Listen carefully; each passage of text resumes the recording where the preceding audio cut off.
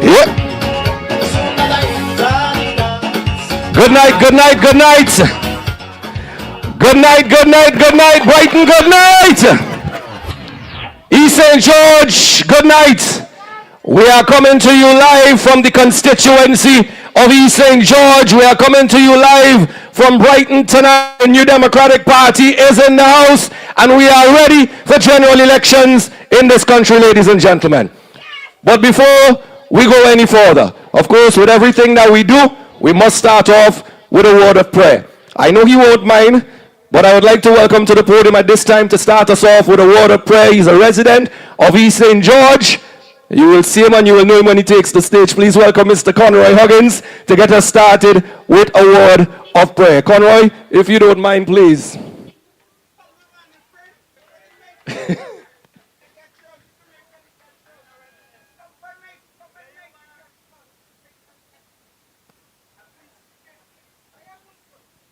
All right, let's pray.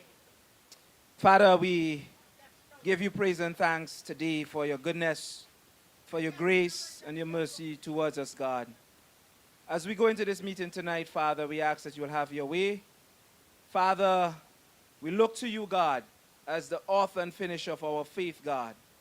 And we look forward with great hope and great anticipation for change in this nation, so that righteous rule and righteous governance, right ways of doing things will come to fruition in this country of St. Vincent and the Grenadines.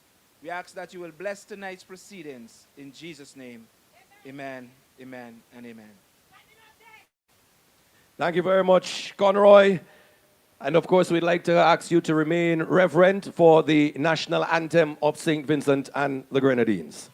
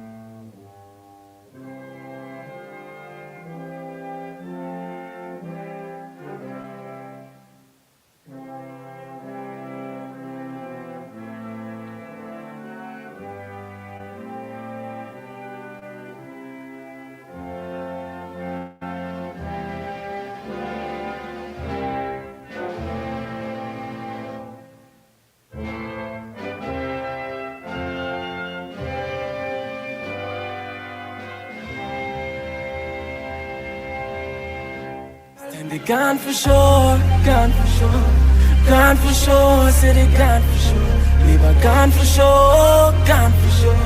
Friday you stick here and open up the door because you... Tonight, Vice President of the New Democratic Party, Major the Honorable Sinclair Leacock. Also, we acknowledge the presence of the members of the New Democratic Party, Sister Laverne Gibson-Vellox from East St. George, Conroy Huggins from Central Leeward. We acknowledge the various arms of the New Democratic Party, the Young Dems President, Esteban Hernandez, President of the Women's Arm, Ronya Balcom. I think I heard a voice. I didn't see him when I was coming to the stage. I sure am hearing the voice of the Chairman of the New Democratic Party, the Honorable Daniel Cummins.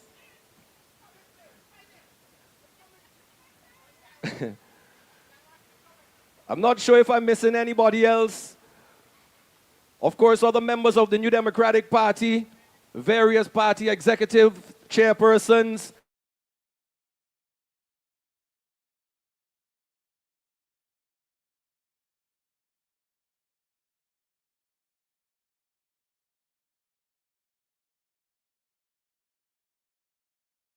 Election mode. And many of you are here tonight because you want the change and you are ready for change and you are ready to go to the polls. We know that it's just a matter of time when the so-called man that we have here rings the bell that we go to the polls and vote. Make sure in your constituency, for those of you viewing tonight from East St. George and those of you here and listening, that you go to the polls. You make sure if there are persons in your household who are at age and are ready and eligible to vote, make sure that they are registered to vote to go to the polls on election day. Are you ready for the change? Are you ready for new government in this country? The New Democratic Party is ready to take that lead. We will jump straight into our speakers tonight. Please permit me to welcome our first speaker tonight. He is one of the youth voices for the New Democratic Party. He is the Young Dems president. Please welcome, ladies and gentlemen, the voice of the young people here in St. Vincent and the Grenadines. Please welcome Mr. Esteban Hernandez. It is your right to vote. Your vote is secret. You have a right to vote without fear. No one will know how you vote. You have no way of knowing who you voted for. This election, when you go to vote, vote without fear.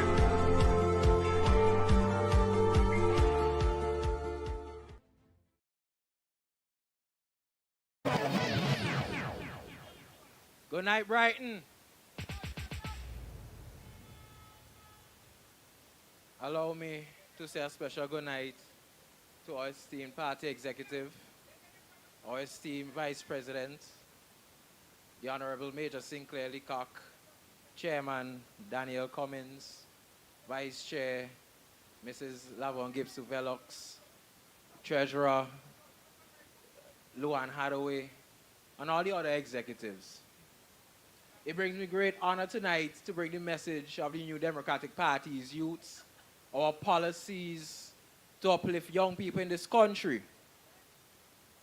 I was given the honor and the privilege by your esteemed representative, Mrs. Velox, to address you regarding the current state of affairs when it comes to young people in East St. George. So what is the current state of affairs? Of course it is. So what is the current state of affairs? The youths are unemployed, unoccupied, not in school, pushed to engage in criminal activities for survival, and more recently, unfortunately, and under this ULP government, continuously, our young women are being brutalized. But that is no surprise. That is no surprise. But what is very disturbing is the fact that you will never hear him acknowledge it. And why you think that's so? Exactly. Exactly. For this country to move forward and progress socially, we need representatives who are truly for young people, who are truly for the next generation, and who are truly there for real progress. You can't have a country where half of your population can't feel safe. You can't have a country where half of your young people don't feel safe. That is not how our country will progress.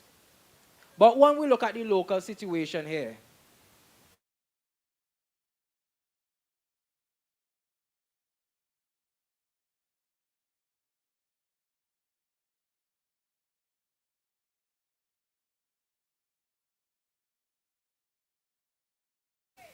especially here in Brighton, I'm very sure when Mrs. Velox did her walk, she noted the lack of young people.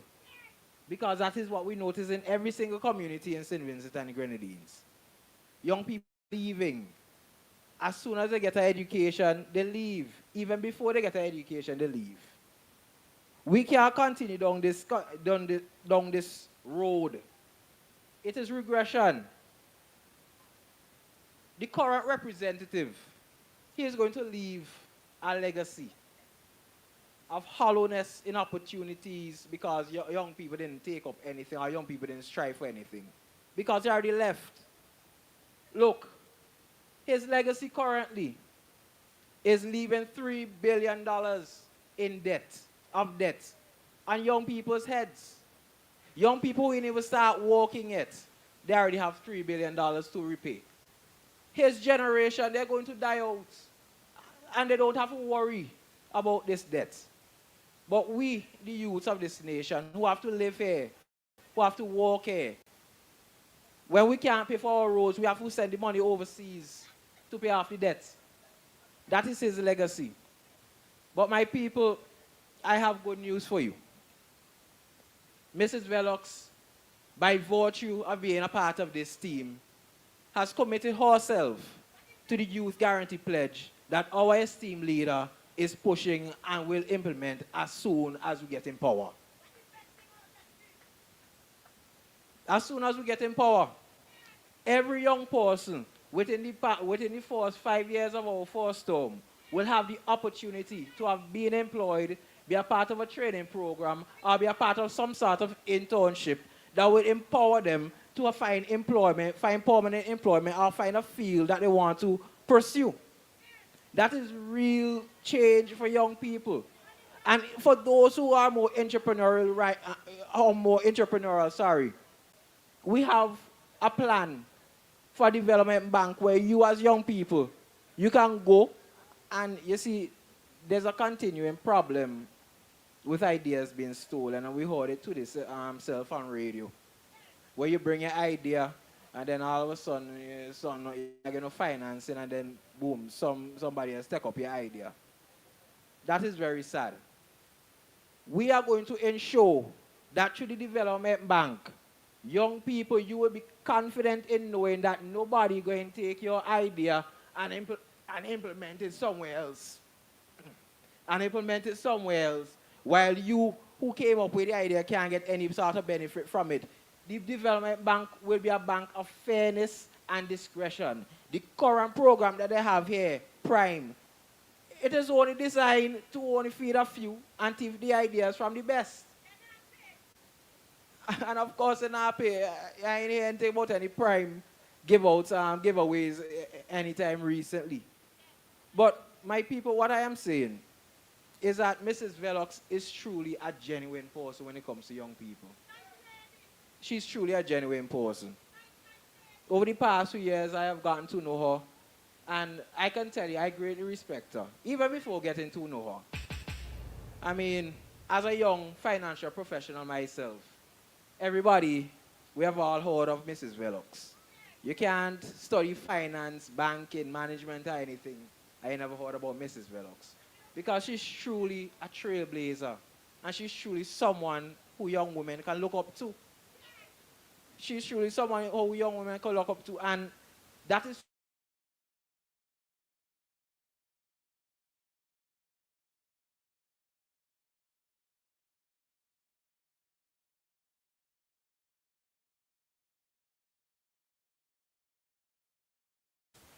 elect Mrs. Velox.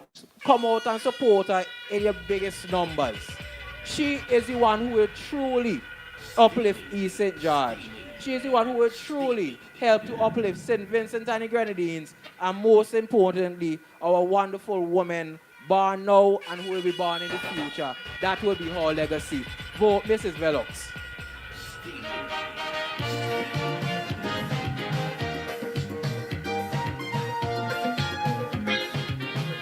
Yeah, bands, let me see you. Play the tune there for bands, give me please. And of course, you know, we are Cowboy, we are Sarge in the audience too as well. Strong supporters of Miss Velox in East St. George. Yeah, man. That's how we doing it tonight, you know. All right, you heard the voice. You heard the voice of the youths in the New Democratic Party. With everything that has been happening and going on in our country of late relating to women, I think it is fitting tonight why Ms. Velox decided to make sure that on the podium tonight we have a strong, powerful message for the women, by women. Please welcome, ladies and gentlemen, the president of the women's arm of the New Democratic Party, the lovely Mrs. Ronya Balcom.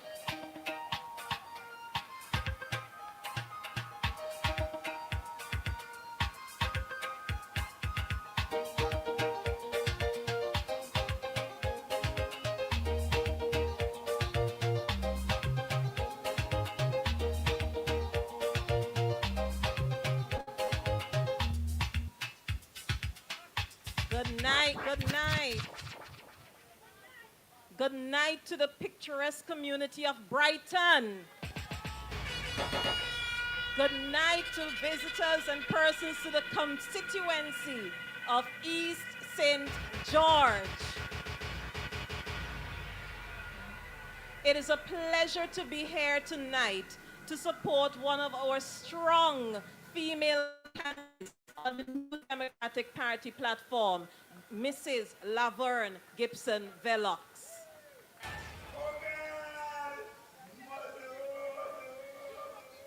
Almost 5 years ago, Mrs. Gibson Velox attempted to be your representative in Parliament for the constituency of East St. George.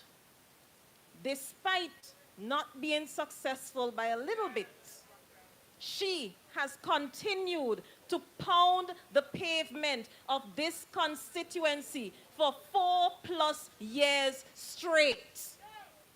That is dedication. That is commitment.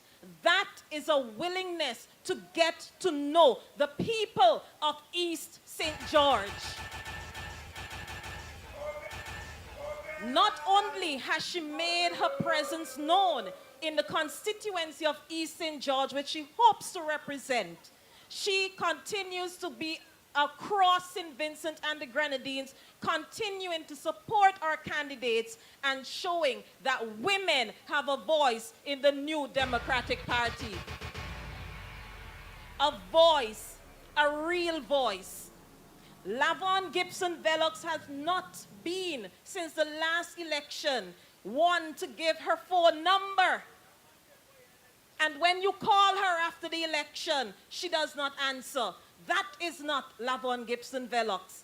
Maybe your current representative has done that and continues to do that. But Laverne Gibson Velox is on the road in each and every area of this constituency, speaking to the people, listening to your concerns, and noting them such that when you, the people, unreservedly elected this coming election, she will do for you what no other has done for you in the last 20 years. Laverne Gibson Velox is a woman. She's an accomplished woman. And she wants to see each and every woman in St. Vincent and the Grenadines rise above the atrocities that we face. Violence against women is wrong, but persons are silent. But we in the New Democratic Party will not remain silent. We avenues to reach out to you, to let you know of our promise to get to the bottom, to get to the root of this issue. Earlier today, I spoke to a wise woman and I asked her, what can we do about violence against women, these gender-based violence, these attacks, time and time again? I lamented to her. And she said, hello? Get rid of them. Get rid of the current administration because they care nothing for the people of St. Vincent and the Grenadines. Laverne Gibson Velox is part of a party, the New Democratic Party, which shows that it wants the best for the people. The New Democratic Party has said time and time again, under the auspices of our esteemed leader, Dr. Godwin Friday, that if the people are not earning, they must be learning. Recently, I was looking at some old clips of Mr. James Mitchell, the Honorable Sir James Fitzallen Mitchell, God rest his soul. And he spoke about the education revolution. And yes, it may manifest in some ways under the current administration. But that is not the end of it. We want to see a day when our 8, 9, 10-year-olds, like children in Japan and China, can be graduating from college. That is the basis of a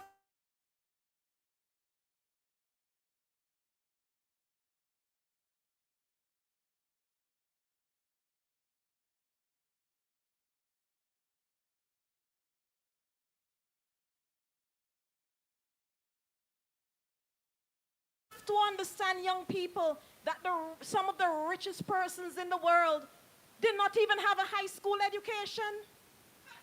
They had a skill, and they used that skill to get them, to elevate them where they are now.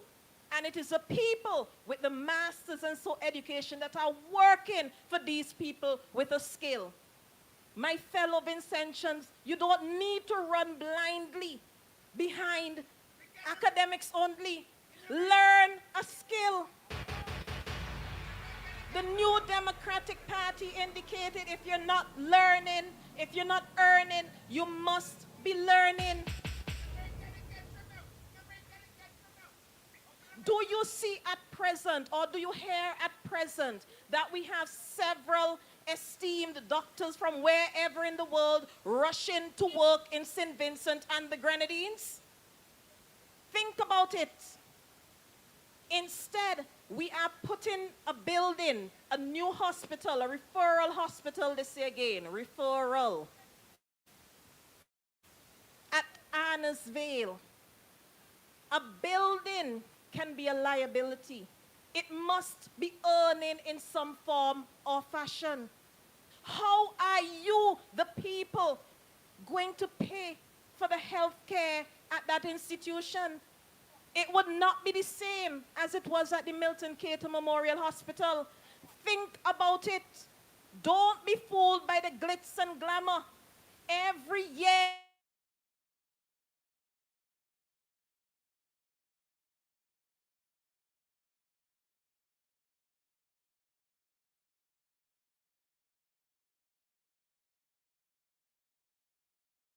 $1,800 and some dollars to be exact. Agreed. And look at the road. Where is our money going? My people, fellow Vincentians, pay attention. The writing is on the wall.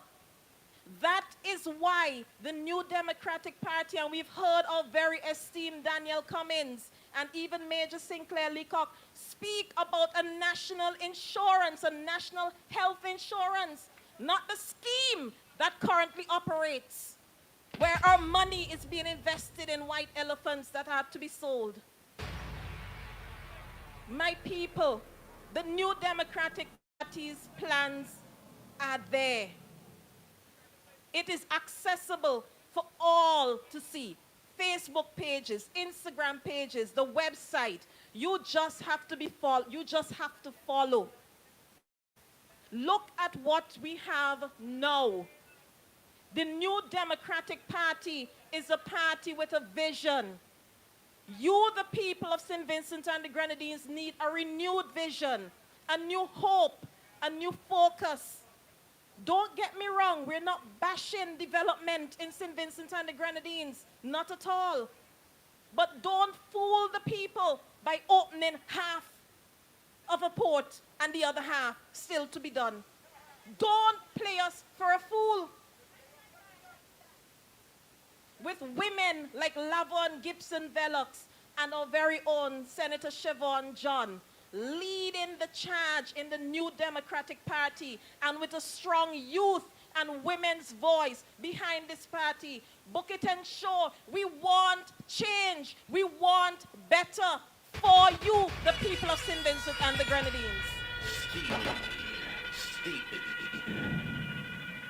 Mrs. Velox will enunciate all of her plans, or most of her plans that she has for this constituency. And I'm sure with her contributions, Caliaqua, for instance, can easily become the next best town in St. Vincent and the Grenadines. The potential is there in East St. George. The potential is here in East St. George. Whether it is the strip on the Villa Stretch, where you have the hotels and restaurants, etc., Caliaqua becoming slowly an industrious area, or even further afield where we have our beaches, etc. Lavon Gibson Velox will hone in on the potential of this constituency and ensure that there is employment for the people here. She is among you. She understands what is going on. She takes your call. As a matter of fact, she meets you on the street and speaks with you. My fellow Vincentians, on election day, but before that, please get registered. Please get registered. Even if you cannot vote in the constituency of East St. George, please get registered and put your vote next to the candidate beside the key. Put your X beside the key. And as a matter of fact, my fellow neighbors in East St. George, vote Lavon Gibson Velox, strong woman, for your next and rightful representative for East St. George. God bless you. Have a good night.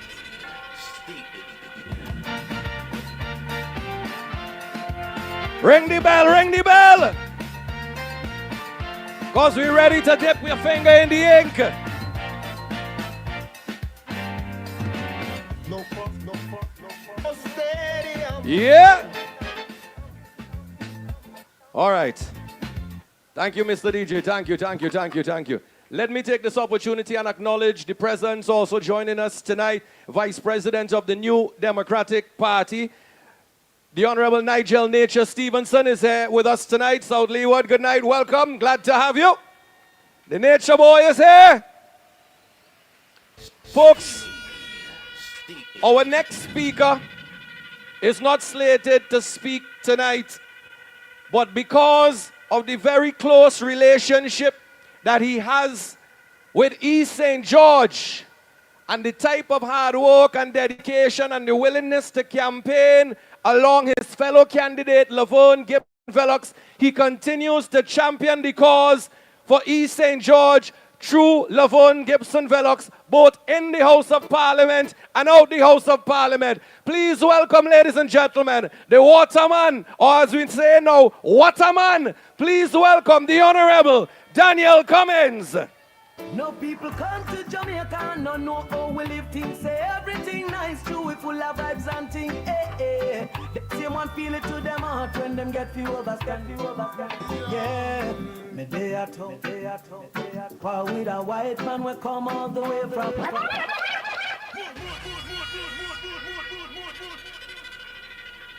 Thank you very much. Thank you very much, and thank you, Colin, for that rousing introduction. My friends, what a singular honor it is for me to be here tonight. And let me greet all of my colleagues, vice presidents, Major, Nature, and all of the executive members and candidates of the this new Democratic Party. And of course, all you wonderful people here in East St. George. Whether you are here with us in person tonight, or you are hearing us in your homes, or you are viewing on the various media, I want to say to you that this new Democratic Party is the real deal. I want to say to you that Lavon Gibson Velox is the real deal for East St. George.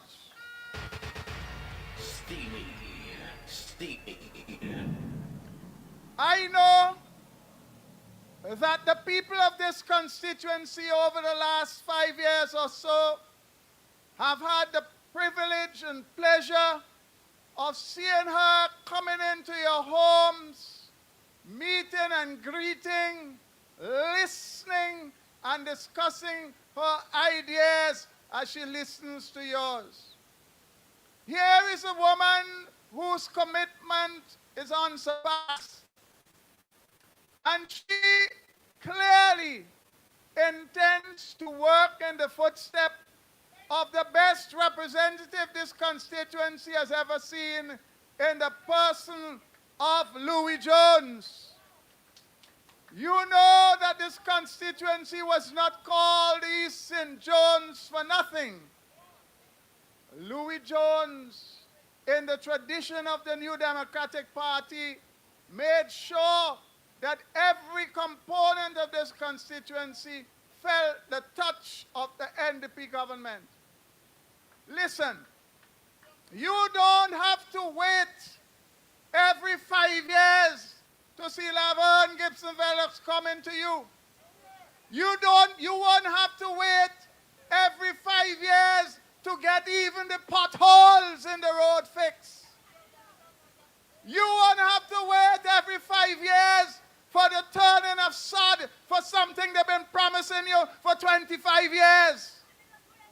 An NDP government will work with you and for you every day of every week of every month of the period for which we are going to be elected at the next election.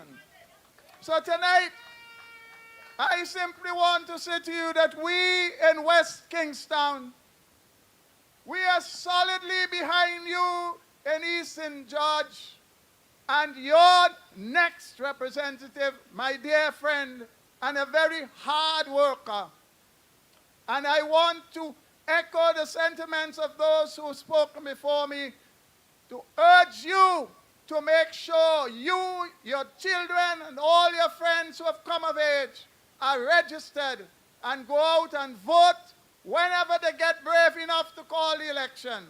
Because, you know, one thing is for sure, they cannot surprise us anymore. But mark my word, if they don't want to ring the bell will ring for them pretty soon.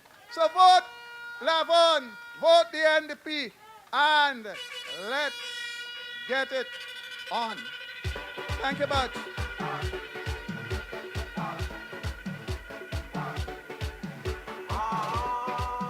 You know what's the plan? You know what we gotta do? Let it tune, Damo. You know what we gotta do, right? Yeah. Get rid of them. And let me say good night to those of you viewing on social media. Remember the like button, put up the yellow hearts, and share the live. Share the live. Let me spread the message tonight. I got a surprise for you. All right. I got a surprise for you. Thank you very much, DJ. I have a surprise for you tonight, ladies and gentlemen. There is a lovely young lady in the crowd here tonight. She came to Miss Velox. And then Miss Velox come to me and took me to this lovely little young lady and introduced me to her. She said she wanted to come on stage tonight. It wasn't planned, it wasn't scheduled, but she wanted to do something here tonight for Miss Velox in St. George. When I say it is a blessing, believe you me when I tell you it is a blessing, because that is her name. Please give a round of applause, make some noise, and welcome this lovely young lady by the name of Blessings. Come, Blessings, come. Come, Blessings, come. Let me move the podium a little bit there for you. Cameraman, all, I might have to adjust, you know. Come, Blessings, come. This lovely young lady is called Blessings, and she's going to do something special for us tonight here in East St. George. You ready?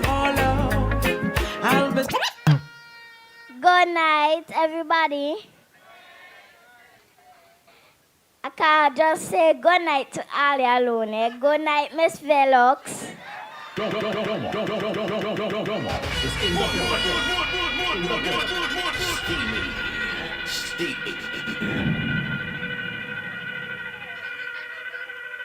Please vote for NDP. NDP is the best key for Miss Velox. I love Miss Velox for everything. She made me happy and nice. Thank you. Good night, everybody. Are you ready? Are you ready? Come on, all give Miss. Come, Miss Velox, come. She wants to hug and a kiss.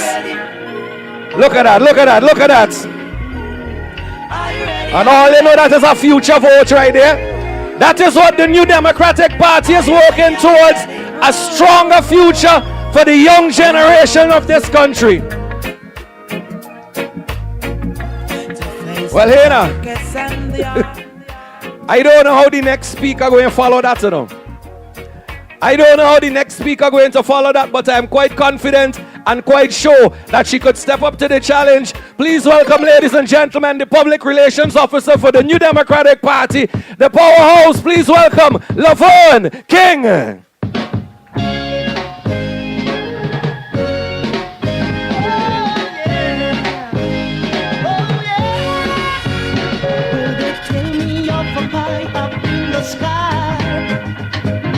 Waiting for me when I die.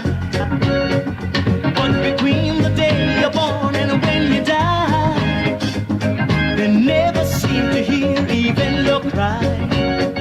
So as sure as the sun will shine, I'm gonna get my share now. NDP family, good evening. And then the harder.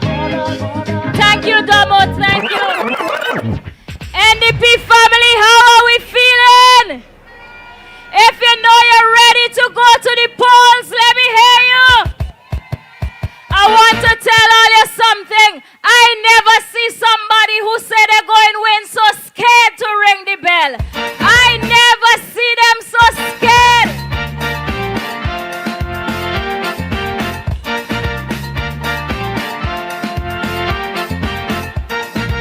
I was walking in Kingston today, and somebody come up to me. It was 3 different people. Each of them had a story about when elections will be called. The first person said to me, I hear the man want to go into overtime.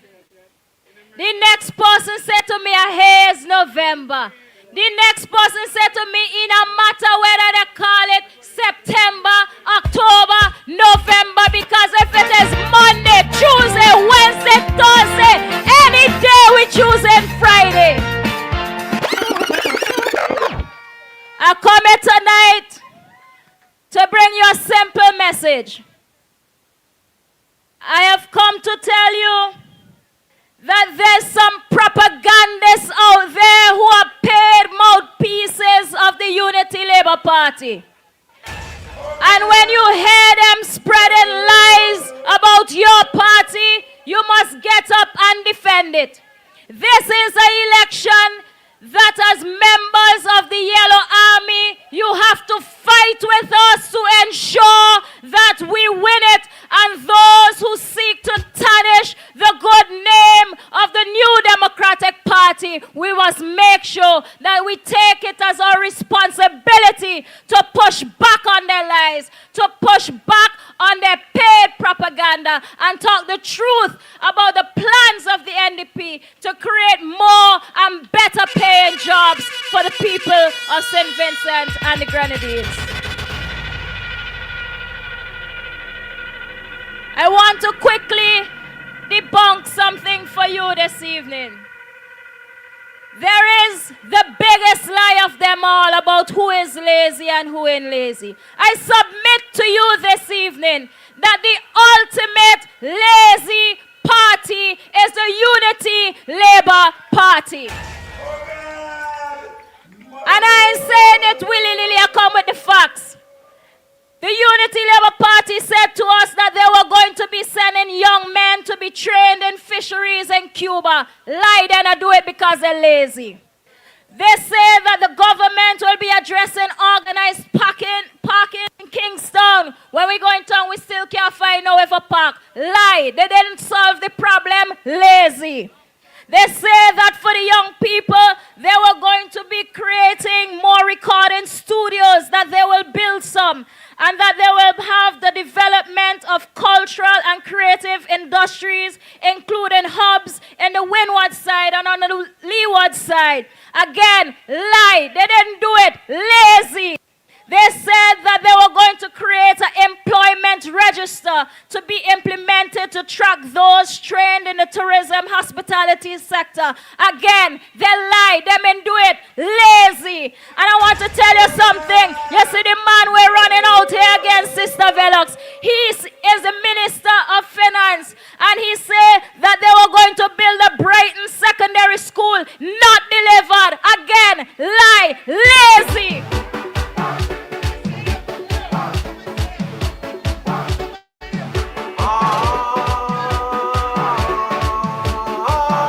I want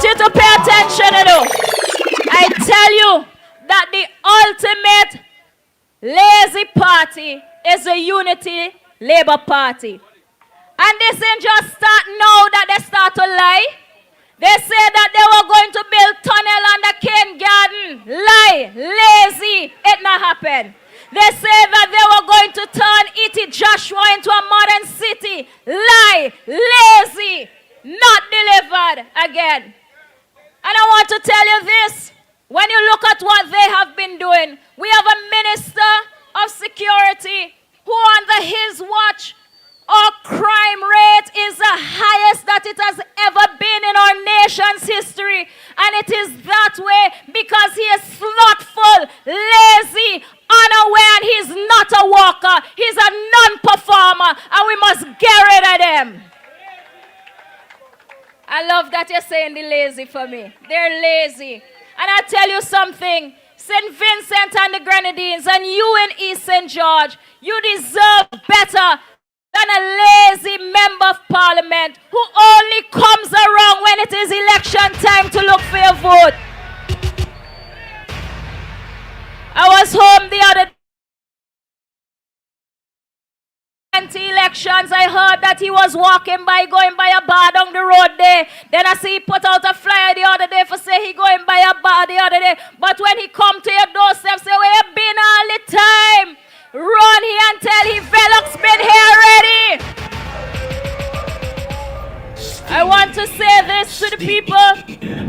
That when you look over there and you have not been seeing them, that nobody could tell any lie and say that the New Democratic Party hasn't been doing village meetings for a year and a half straight. So we not just start up because now is election time. And that is a sign of a hard-working opposition party. When you look at the fact that year after year, Daniel Cummins hosts fairs in his constituency, he is working. When you look at the fact that Major Leacock hold the Green Hill Fair, the Independence Fair and recognition of culture, he is a working MP. When you look at Chevron John out there in North Windward, the biggest cricketer country, year after year after year, hard-working senator. When you look at Terence Oliver, who advocated for the secondary school in Canada and who been begging them for the jetty, he shows up year after year, hard-working MP. When you hear Nigel Nature Stevenson say, we need the back wall down here in Camden Park, that is an advocate who is a hard-working MP. And when you look at our leader, Dr. the Honorable Godwin Friday, he comes every time and he stands up and he says it is time that we put the money where the pain is. Ladies and gentlemen, that is a hard-working leader, and it is time that we vote in a new Democratic Party who will work on your behalf.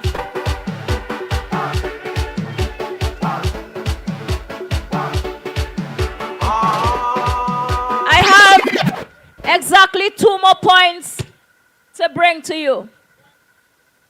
Sister Velox, say I have a minute. Are you ready for me to go? Velox, they give me 2 minutes. I want to say to all of the people who have small businesses in this country. As a small business owner myself, I know the struggles, the hardship that you face.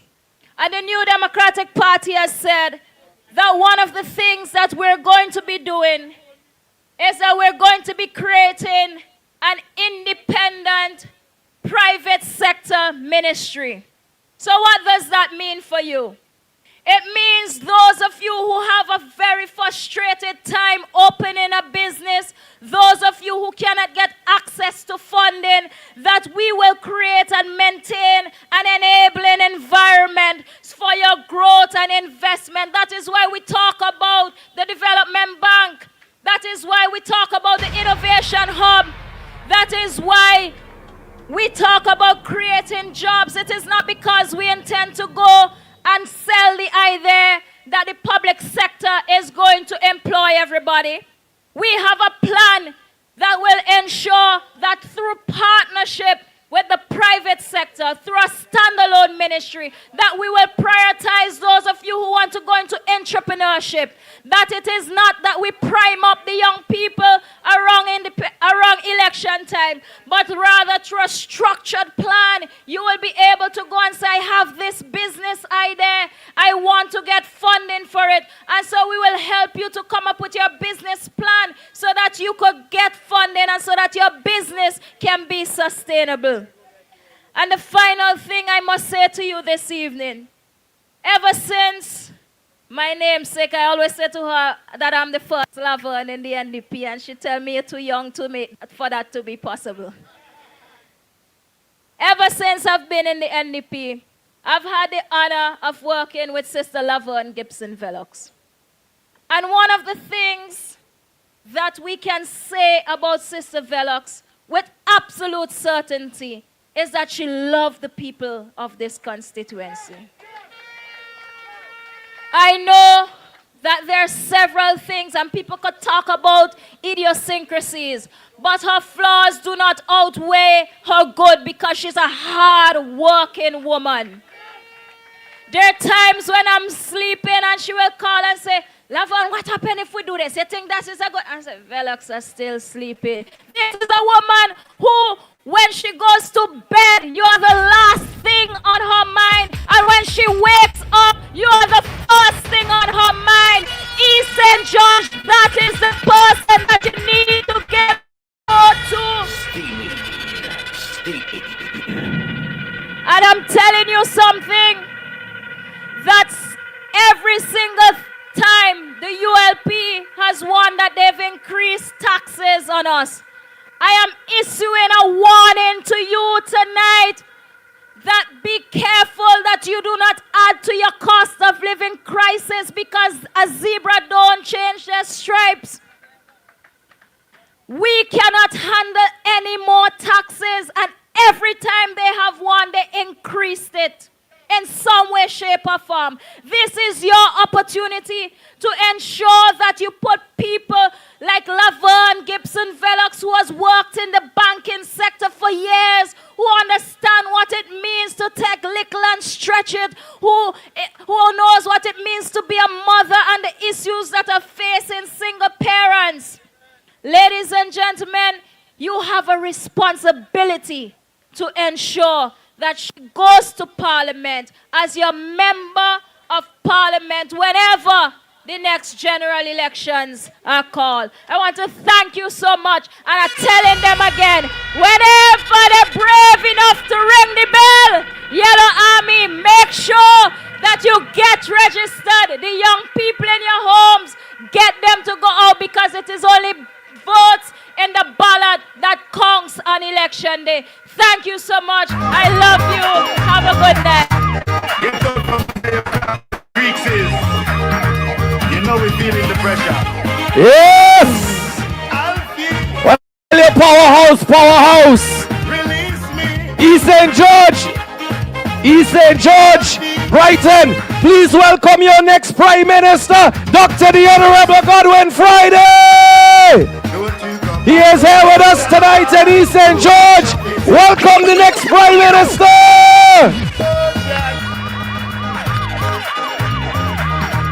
Get out from under your cracks and you will hear from him tonight.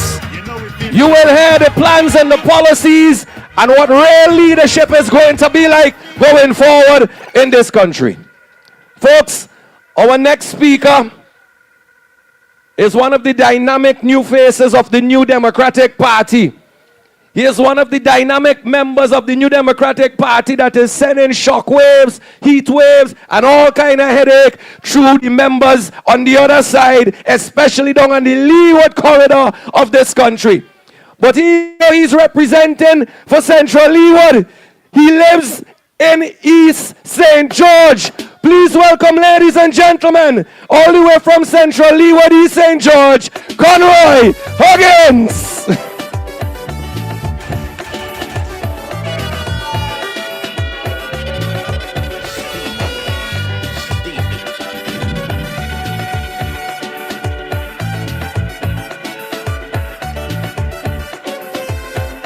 Love of my country have me in tears. Rasta, my friends.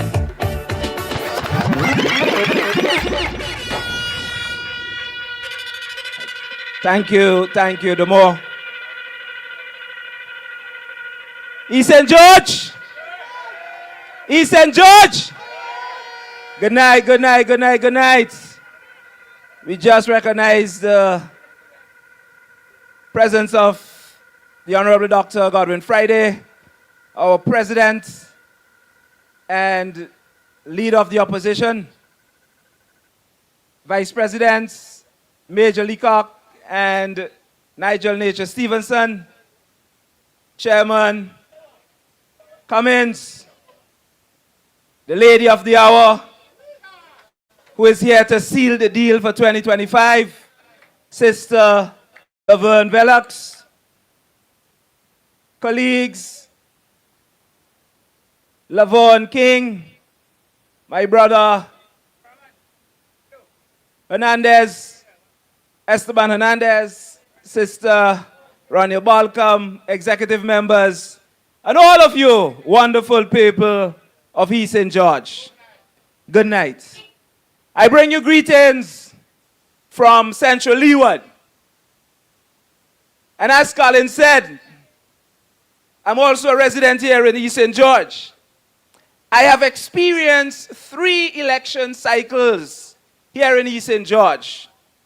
And I want to tell you something.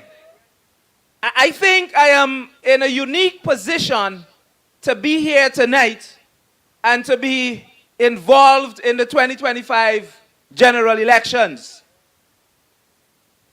Having experienced 3 election cycles in East St. George, I could reference easily the period in which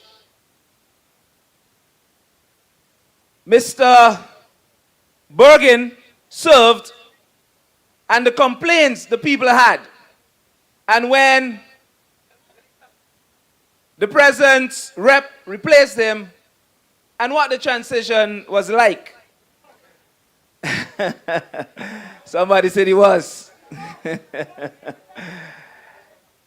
But the thing that is really unique about all of this is that I also served as a missionary church leader in Park Hill and got a really good understanding of that constituency over the last 6 or so years. And being from Curtin's Village, Barreley, having worked as a graduate teacher for over 15 years in Kingstown and its suburbs, I have been able to make several observations about our country. And the neglect that I have been talking about in Central Leeward, it is literally the same throughout St. Vincent and the Grenadines. And when you hear our speakers speak in the different constituencies, you will hear they express the same thing for the sporting facilities, the road infrastructure, you name it. We have been neglected. But in East St. George, in 2020, when this lady came on the scene, to politics, she was relatively an unknown.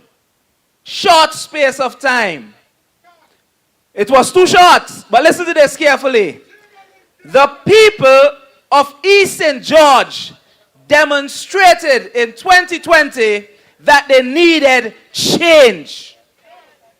And as a result of what happened at the end of the 2020 general elections, you recognized that they started to rethink East St. George. Well, that is your opinion. You're entitled to that. But the truth about it, the so-called entitled, with all that is exposed to him, literally has been absent, continues to be absent, and as was said, it is only the last 6 months of the 5-year term you will normally hear about them or you see them showing up around the place. But after the 2020 general elections, you recognized that all sorts of efforts are being made to patch roads here, patch roads there. And it seems as if East St. George during the time of Bogan was just left to the dogs. It's still the same way, but as a result of the advocacy of Sister Lavon Velox, you see they're trying to have a presence and trying to do some things. But all that they're trying to do is not going to move the needle for the change that is coming. I can guarantee you that. Steamy. Yeah, man, I go speak it. Because the people of East St. George deserves better. You talk about tourism, as fast as Sister Velox post the nonsense that was going on the boardwalk, she posts about the conditions of the roads, then they react and they try to get something done. I want the people of East St. George to know that even though they are pushing as a result of the work of Sister Lavon Velox. But all of their pushing, it is not going to take them over, and it is not going to return them into office. Because 2025, it is a definitive year for change in St. Vincent and the Grenadines. And this team that Dr. Friday has put together is the team that is ready to lead, to govern, and to take our nation forward. A team blended with experience and youth with visionary leadership to take us in the next, not just the next general election, but the next 30 years, the next 40 years. We are ready, and we got to take things forward. Sister Lavon Velox, with over 30 years experience in banking, is well equipped, and she, in our meetings, advocates vigorously for East St. George. And we know in government, she will deliver for East St. George. You see that gutter right next on my right here? Going out there? When those were built back in the 80s, early 90s, they used culverts. They were like half, some of them whole, but those were halves. If you inspect that road from here to the end, out to the end of the entrance coming into the Brighton Gap, you will notice that they are all undermined. Big water erode everything. No form of maintenance. No form of maintenance. As you came in, you see how the road is coming through the potholes and all of that. But as a result of Sister Velox's work, they are going around trying to get a couple of roads done. Roads that were done 30, 35, 40 years ago. No form of maintenance in 25 years. Now, in the last 6 months of their administration, they're trying to patch here, do a little thing there, and hoping that the people will feel good. But let me tell you all something. They cannot fool us again. No way. They can't fool us again. And I want to call on the people of East St. George to complete what you initiated in 2020. Sister Velox was off by a short distance. This year, she has done sufficient and continues to work. And the work that she's doing will make up the numbers and surpass where things are. And we are confident that Sister Velox will bring the seat home. We are confident about it. I could tell you As a resident in this community, the people want change. But I go tell you something, Sister Velox. You have plenty silence votes. They can't make it obvious. They can't associate. But they will be voting. Same thing by you. Well, I have to leave you with this one. This administration is so wicked, evil, vindictive, that during the period of the pandemic, they fired hard-working civil servants in this country at a time when Antigua and Barbuda pulled their mandates, at a time when other countries were pulling back their mandate because the data and the information was already out that what they were given wasn't going to change anything.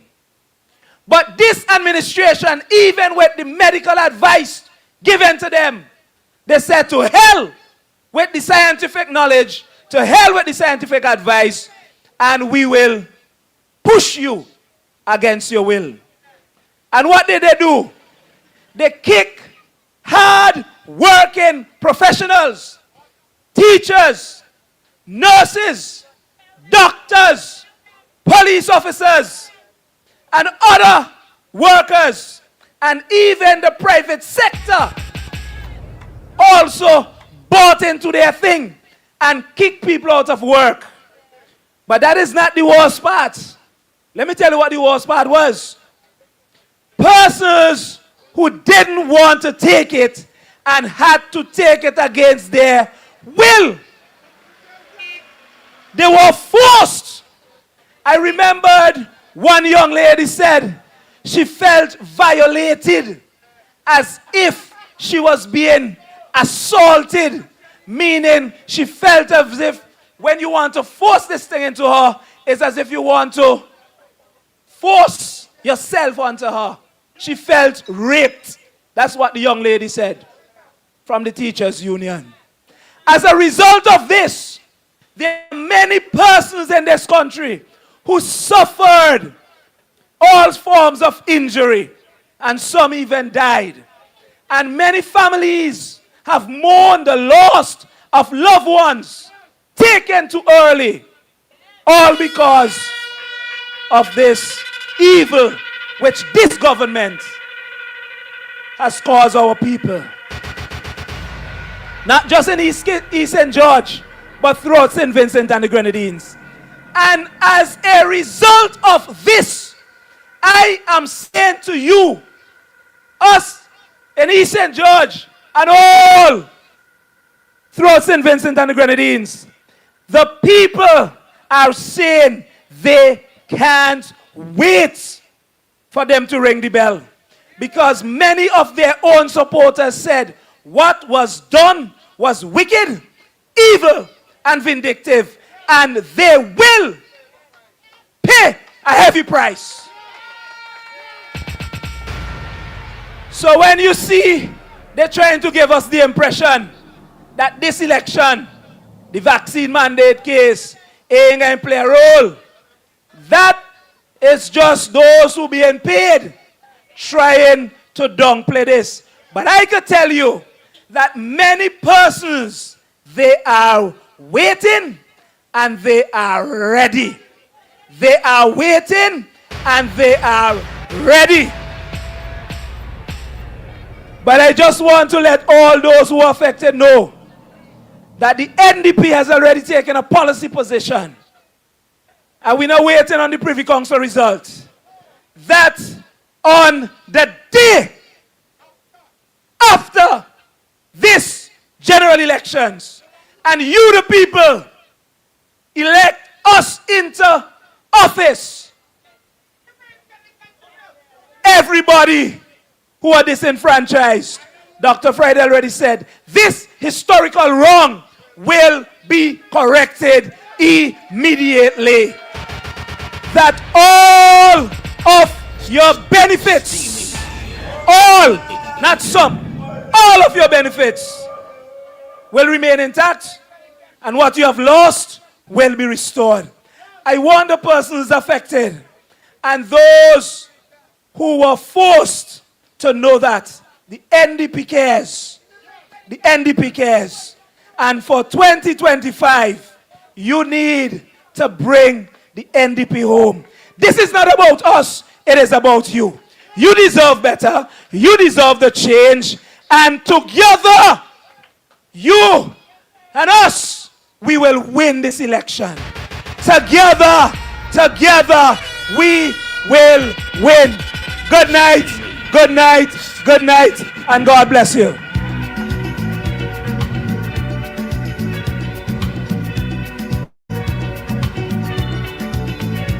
Together we will persevere. They say the longer the battle, the sweeter the victory. And we head into the polls for the victory come 2025 in just a matter of weeks. Thank you very much, Conroy Huggins. And of course, it's the lovely atmosphere in East St. George where he speaks so powerfully tonight. Come on, now, man. I want to bring our next speaker because you heard Conroy from Central Leeward, East St. George. But also here with us tonight, Vice President of the New Democratic Party from the constituency of South Leeward. Please welcome to give a full endorsement for your candidate in East St. George, Laverne Gibson Velux. Please welcome the Nature Boy, Nigel Nature Stevenson. I just the blessing, Father God blessing, one more blessing.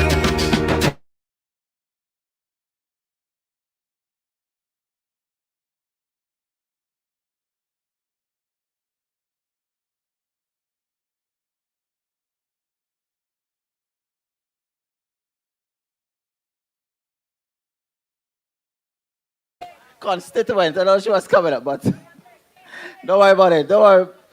We will do the remix. Well, good night to everyone. I was served the notice earlier to pay attention to the meaning of the word brief. And I know politicians don't seem to understand the meaning of that. So tonight I am going to be very obedient. And see that has become a burdensome stone and a cup of trembling to the Unity Labour Party. It doesn't matter what they do. The result is always the same in South Leeward. The Nature Boy will come home. That seat is a seat for the New Democratic Party. It is a constituency that has been neglected for so long by this government simply because the representative comes from the New Democratic Party. Neglected to the point that after Hurricane Beryl, our people had to be begging and beseeching the government for materials to fix their homes. But today, I can tell you, the tide is so much against these people.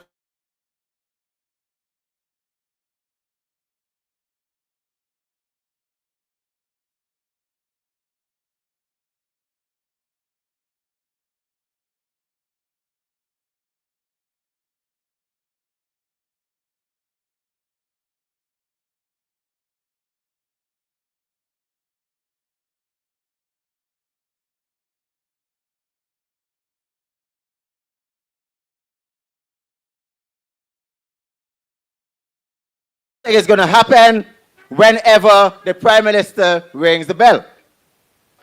I remember him telling me at a function in Camden Park a little over a month ago that in a moment, in the twinkling of an eye, a trumpet is going to ring in St. Vincent and the Grenadines. He said the New Democratic Party will be strongly beaten.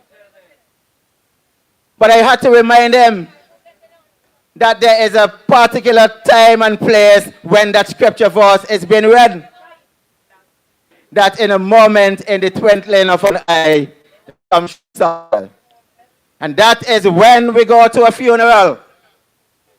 That is the time when that chant is going to be sung. And Ralph, I'm telling you, you have just indicated that you are about to bury the Unity Labour Party. There will be a funeral for them, for that party, because after the bell has rung and people go out to the polls, the New Democratic Party will take its rightful place. And we will restore hope for the people of St. Vincent and the Grenadines. You have had a representative here in East St. George for 2 terms. You have had an absentee leader. Back in the days of history, we heard about those absentee leaders, absentee landlords who live in England, but only when it is time to collect the toll, they come down to the islands. You have an absentee landlord in the person of Camilo Gonsalves. He doesn't care about you after the election. You don't see him because we have walked around in this constituency and the cry has been the same. We don't see this gentleman until, if you're lucky, he will pass around election time. But he has the audacity and the disrespect for the people, the contempt for the people of East St. George, that rather than meeting and talking to the people, understanding the issues that concern them, he would just send his emissaries, his messengers, and give them a little money here and there to give to you to buy your votes. Brighton, East St. George, you are better than this. You deserve a representative who is going to be representing you every single day, every day of the week, every month, and all five years. And that person I am recommending to you is none other than Sister Lavon Gibson Villox. You did well last election. You did well. But I believe that you have seen enough suffering and pain from the Unity Labour Party to convince you that you can do better for yourselves and you can do better because you are a patriot of St. Vincent and the Grenadines. You want better for our country. And the person who would provide better, we have 2 persons right here right now, Dr. Godwin Friday as the Prime Minister and Lavon Villox as your representative. Together, they will make sure that those persons who have lost hope, that hope will come back.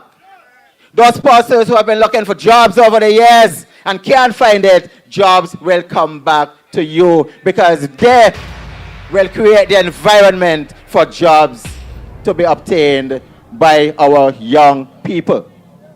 And speaking about young people, I heard your representative talk about the NDP doesn't have any experience and therefore they should not go into government because they would not know how to govern.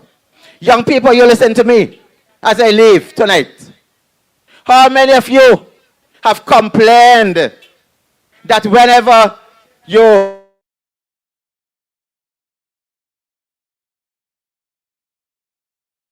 for experience and you just leave school, you just leave college? So essentially what that has been doing to you is saying this is to eliminate a certain set of people. So if you don't get the job, how do they know what you're capable of doing, young people? How do they know? So when they come with this kind of rhetoric and foolishness to tell you that the NDP is inexperienced and would not be able to work for you, it is the exact same thing that some people are doing to you. And you know that you have the ability to perform if you are given the opportunity. So what I'm asking you to do is give Lavon Gibson Villox that opportunity and give all the candidates of the New Democratic Party the opportunity to serve you. Because the government has been running this country down, but we will restore it. We are the vehicle, the New Democratic Party is the vehicle for a better St. Vincent and the Grenadines. So don't leave it to your neighbor. Don't leave it to someone else. Do not sit out this election and say, I am not going to vote. Please, I'm urging you, take an interest in what is happening. Take an interest in the political discourse. Be actively involved in the political process. Because we cannot afford the next 5 years of the Labour Party. Another 5 years is death. Another 5 years is death. I am warning you, the Unity Labour Party doesn't see a need to improve the way of life of the Vincentian people. They want a 6th term only because they want to have bragging rights. Only because they want to say, we win 6 in a row. But what does that have to do with you? How does that translate to a better life for you? Let us not leave it to chance. Let us not leave it to chance. Let us go out when the bell rings and vote overwhelmingly for the New Democratic Party and your candidate here on the ground, Sister Lavon Gibson Villux. Brighton, East, St. George, thank you. Have a wonderful night. Yes, I just the blessing. I just the blessing. And we're moving along swiftly. We're moving along swiftly and nicely. We have a quick guest speaker tonight. Well, he's just going to bring some quick, brief greetings. Please welcome a former candidate to the New Democratic Party, Dinky Balcom, ladies and gentlemen.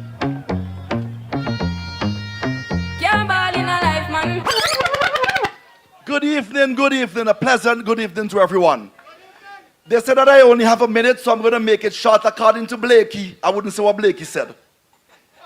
It was said that many people have to suffer and many people have to die. But I have a Bob Marley for you. Every day bucket a go well. One day, he bottom a go drop out. You could fool some people sometime, but you can't fool all the people all the time. I could tell you that this lady is a true politician and she loves her constituency. She has been doing a lot over the last 4 and 3 years to try to make the people's lives better here. She knows all of the skullduggery and the crookedness that goes on in this constituency. They parachuted a guy here. He got a $2 million contract to do the road in Kelokwa. And within a couple of months, the contract was changed from $2 million to $5 million. Ask yourself, where is that money going? She does not come here or did not enter politics to eke out a life for herself and her family like others did. I remember, I'm not praising anybody. I remember my wife is an Ireland scholar. She was one of 5. When the big cock daughter did CXC, he extended the scholarships to 40 people to include the daughter. That is wickedness.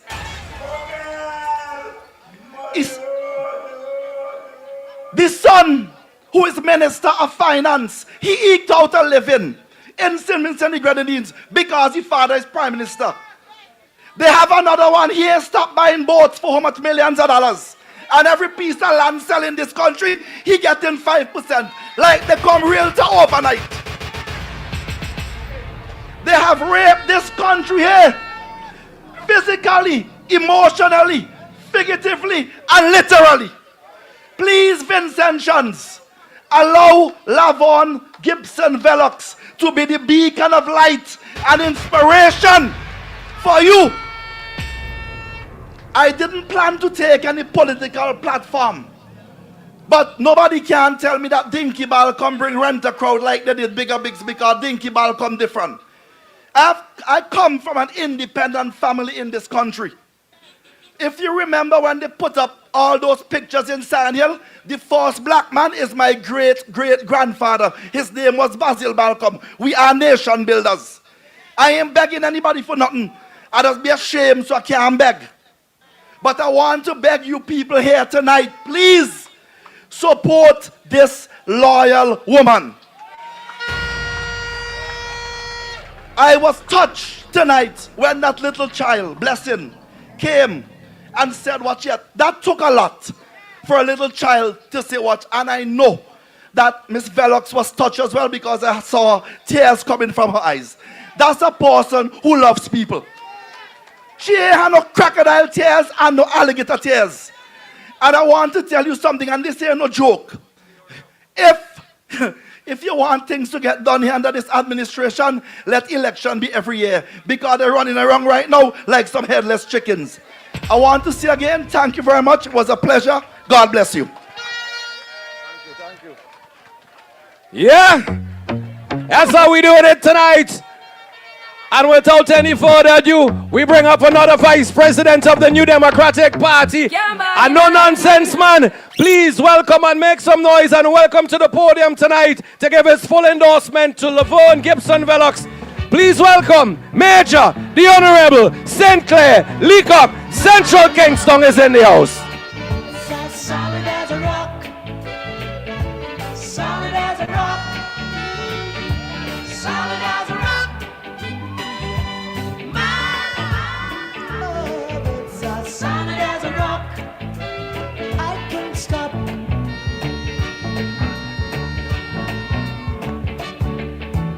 If you're asking me, I love every.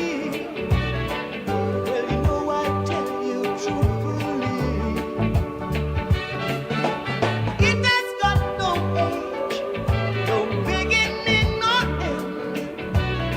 Won't slip, won't slide, won't break, won't bend.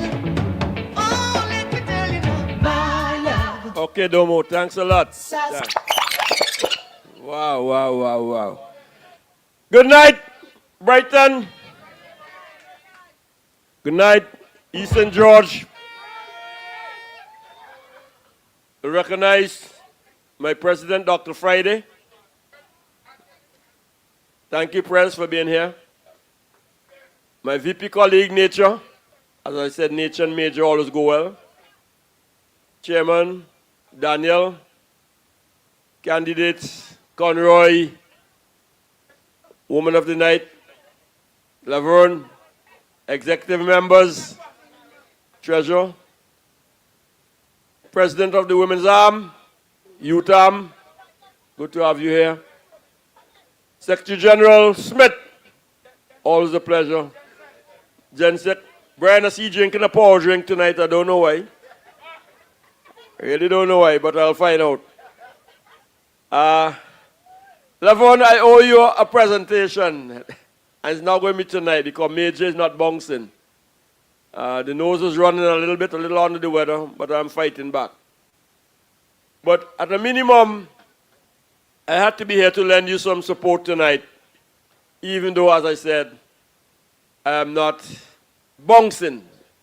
That alone tells them out of words. But in this thing called politics, oftentimes we lose sight that there's a human or human face behind the political activity. And I want to say a few words in that regard to my dear friend, Laverne. So I speak more of the personal relationship than that of the political association. For good reasons, Laverne and myself come from the village of Montrose, when it was Montrose. And it was a very close-knitted community, fairly large population of young men and women around the same age group. And where Laverne lived was literally speaking the headquarters of all things social, all things educational, all things political in that community. And she was a young girl then, hot girl. Hot girl. Don't get nervous now, I ain't going to talk any secrets. She was in the middle of all that. And in stride, Lavon went through high school and the clubs of the time and did well. But I'm deliberately fast forwarding to Lavon at the Co-op Bank, where she became the bank manager, where she had broken through, as we say, the glass ceiling, rising to the top. Now we have a few women who are heading banks, but even then, there weren't many. And Lavon emerged as the head of that bank just around the time when I was unceremoniously fired at Vinlec and had to start a new life. And Lavon, who had known for all the time, seemed to have taken a particular empathy, sympathy, understanding of the circumstances of Major. And I want to be very honest about it. Played a great part in giving me a solid landing, because I made a deliberate decision not to look for work with anyone else, to stand on my own feet and to go about a life of political service. And for 24/7, Lavon was there for me through those tough and trying years in every form and fashion. Actually, I'll share a story with you. Really, Lavon, you helped me out with the story. But no, it's a good story. You know, when you're in politics, you get yourself in all kind of things. So I went and backed a constituent to get a large stove. And they didn't go and pay for the stove. So the bailiff ended up in my yard for the money. And Miss Leaker came out and find the bailiff is out there. And she said, when you trust your damn thing for a woman and them and you don't pay for it, I have to deal with the embarrassment with these people in my yard for money and so on and so forth. Well, your boy could have gone under the ground. It turns out that before it could be finished, my name was in the papers to come and pay a particular business place in town for the stove. I mean, just embarrassment upon embarrassment. And she saw the thing before me. She said, Major, come here fast. I don't know if you have money, not collect the money, carry the money down and get him out and take him out. Now, that's a woman for you. You know? And she don't even realize how grateful I was for that. So, Lavon has always been a people's person with a human heart and great understanding. And so you see her and you are receiving her now as a candidate on the New Democratic Party ticket in East St. George, offering herself for service. And you have a right to ask, what qualifies her to do that? But I said to you, in that chair she sat as a bank manager, not processing loans, but all the loans will come to her for approval. She would have presided over all kinds of situations and circumstances and needs of people of all stripes. And I happen to know from a privileged position that she always extended, without compromising her professional judgment, that human heart to making very many hundreds of Vincentians' lives better through the services of the bank that she provided for them. So she is in an accustomed role when people are happy. Laverne is overjoyed. She will bring that same approach to professional work and banking to her politics. Now, what is unique about this exercise and at this time is that, yes, there are 15 of us contesting the election, and there are 15 elections, but she has a very special challenge. Hers is different from mine, as it is from Daniel, and from Nature, and Conroy. She has the task at hand to get rid of this dynasty, this entitlement politics, this sets of people who, as Dinky said, have already warned us that the New Democratic Party must suffer and die. And when they caught themselves, they had it on politically. I don't malign people in politics, you know.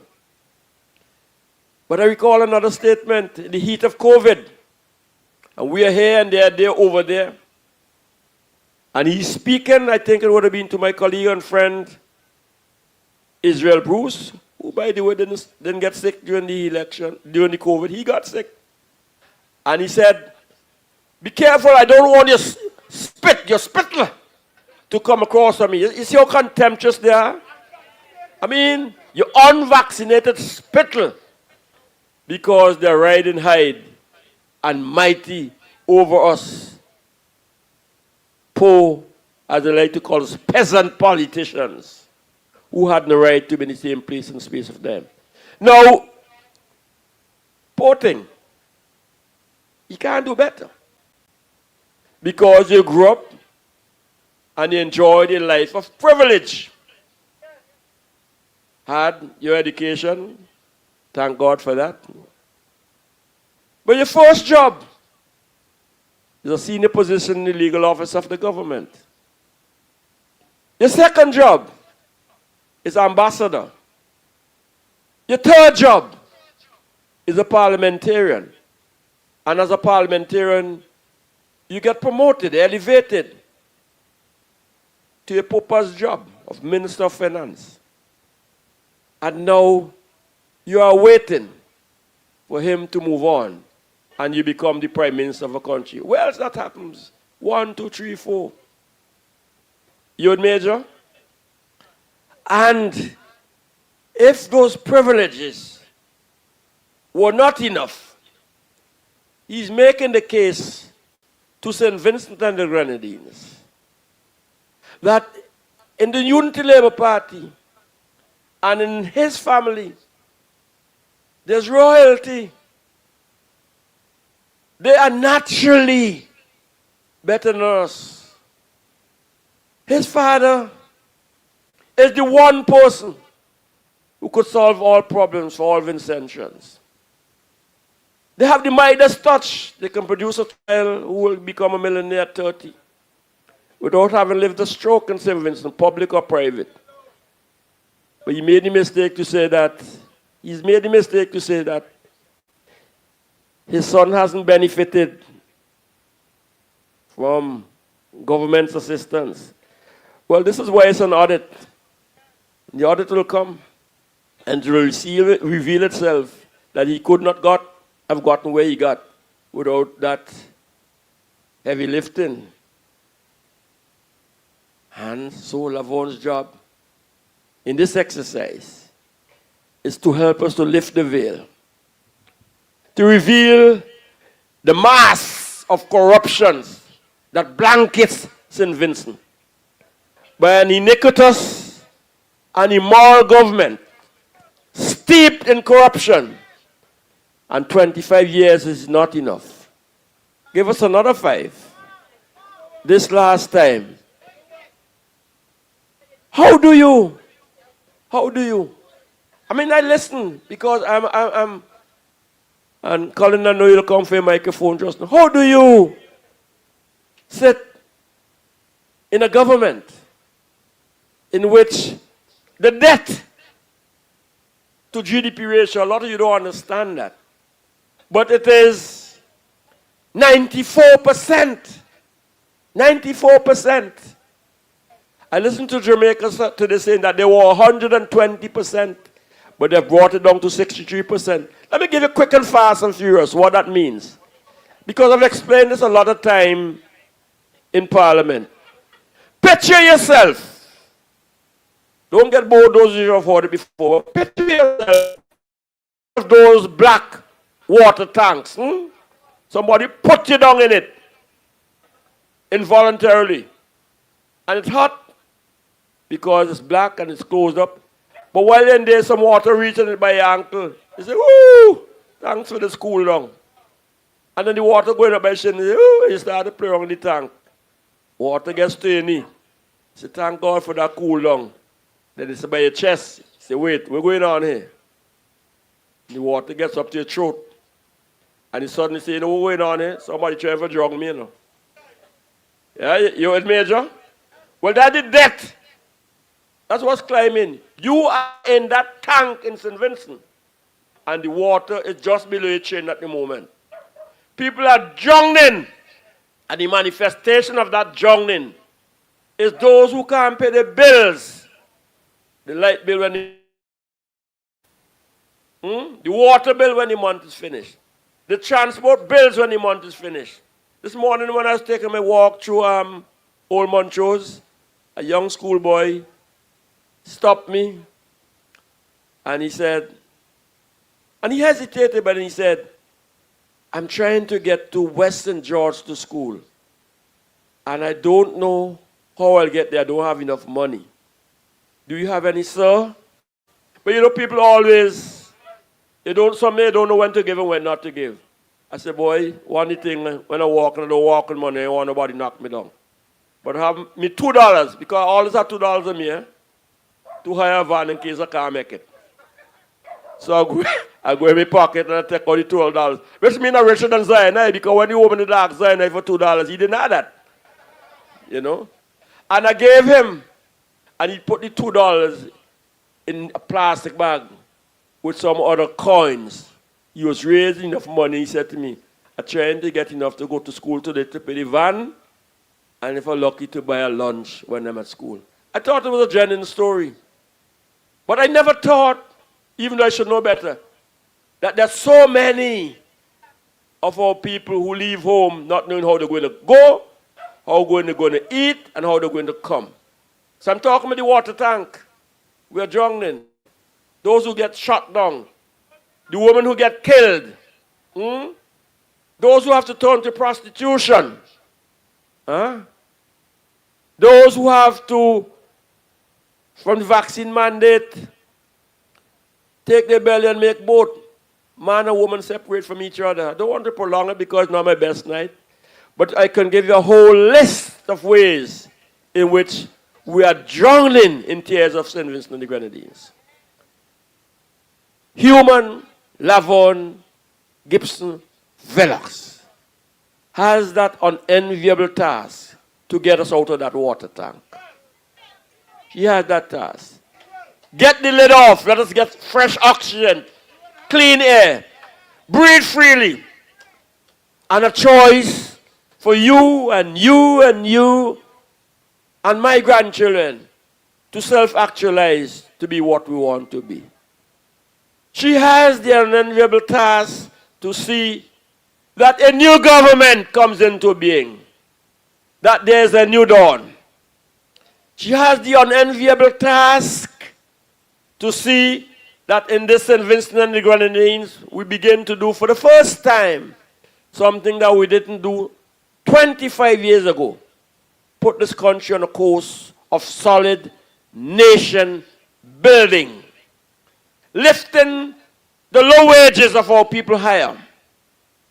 Getting people rid of this belief and absence of confidence in themselves that 2, 3, 4 sheets of plywood are sufficient to say thank God for Gonzalez and company. She has the unenviable task of saying in St. Vincent and the Grenadines that the young women don't go to the shops and buy a tea bag for the night and one pamper for the night and a candle for the night. because they have a right to good and decent living. She has the unenviable task to ensure that St. Vincent does not conform itself to a nation of second-class people living on roads not deserved to be driven on, living on the river banks for existence, coming to the city and pushing a cat and manipulating people to get a day's wage. She has the unenviable task for bringing a small island nation state to that point in which you can say that we are small, but we are morally upright. She has an enviable task of saying, in this election, there is someone who will have moral courage and fortitude and balls to say, enough of that.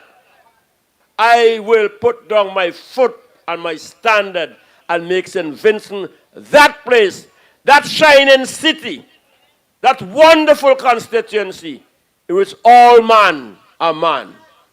Well, we're not in South Wales, so I could say that. Huh? And that, when you put your head tonight to rest and you wake in the morning, you pull your curtain and you see the sun shines. You see, it's a new day. It's a new dawn. It's great hope. Thank God, Dr. Friday and the New Democratic Party and Laverne in office. Good night, thank you, God bless you and love you. Another night for a proper speech.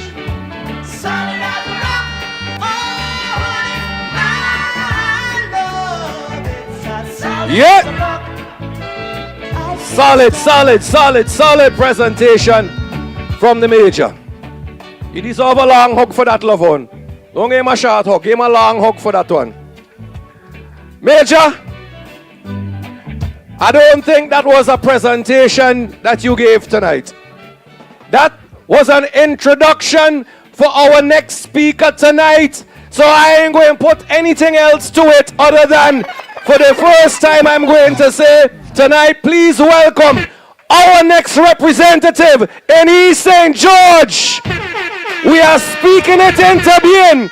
Please welcome the next representative of East St. George, my candidate, your candidate, Laverne Gibson Velox.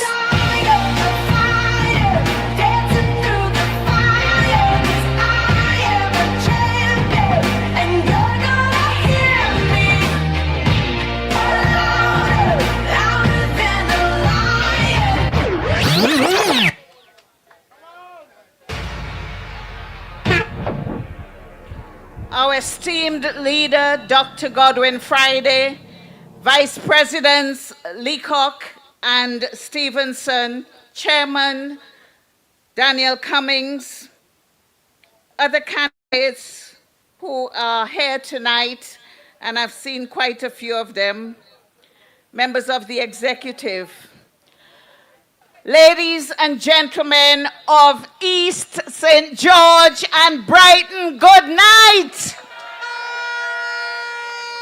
Good night. This has been an emotional roller coaster for me tonight. I am here listening and sometimes I'm like, is me they're talking about?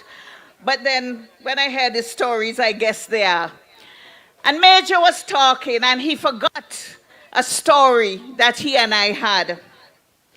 In the 2013 floods on Christmas Eve, I realized that the Penny Bank was flooded. I left my home, drove into town, and I called Major. I said, we're underwater at the bank. This was around 9 o'clock. He was like, oh, Laverne, I already in my bed, we can't leave it until in the morning. I said, I'm here ready and it's going to be cleaned. So Major mobilized his employees and his equipment and came to the bank. I, in the meanwhile, called the CID to send up an armed officer because we had to open the doors. And we got the job done that night. And that is one of the times when I can really say that I appreciated Vincey Clean for being so efficient and coming out to help us. But also, I had a little bragging rights. I had some bragging rights after that because he was saying to put it off, but the water went the next day for like another week. So had we not cleaned that night, we would have been in a mess for a long time. But Major, that's just to tell you that sometimes, the female, thinks a little, we think a little deeper. We don't, we cover all our bases. Ladies and gentlemen of East St. George, I am delighted to be your candidate for the next general elections. And tonight, I say without water in my mouth that I will win that election.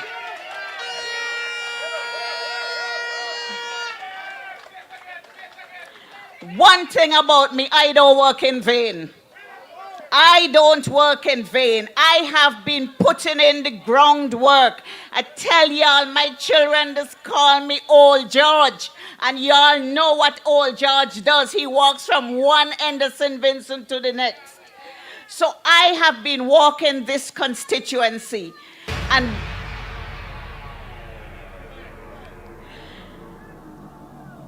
meeting with the people. And when I say meeting with the people in their spaces, where I listen to their stories and hear their pain and their anguish. And then that has prepared me a lot better for this journey, because now I can go to my Prime Minister, Dr. Godwin Friday, who will become that after the next election, and say to him, this is what East St. George needs. And I'll tell you what East St. George needs. It's very simple. East St. George needs a representative. We don't have one right now. We have somebody who passes through. And if you glimpse him, he may stop or he may drive straight. If he gives you his phone number, don't call, because he's not going to answer. If he tell you WhatsApp him, don't WhatsApp, because you're still not getting any answer. I got a phone call up to this morning from a lady in tears. Her house was literally demolished with the passage of burial, and she is still living in rent, and they're telling her they have extended it for 1 month, but she has not received any material to build back her house. And she has done everything possible, including pretending that she's labor. What does she have to do again to get some help from a government? Help that from monies that belong to the people of St. Vincent and the Grenadines, not the Unity Labour Party. Everybody who got damages during burial.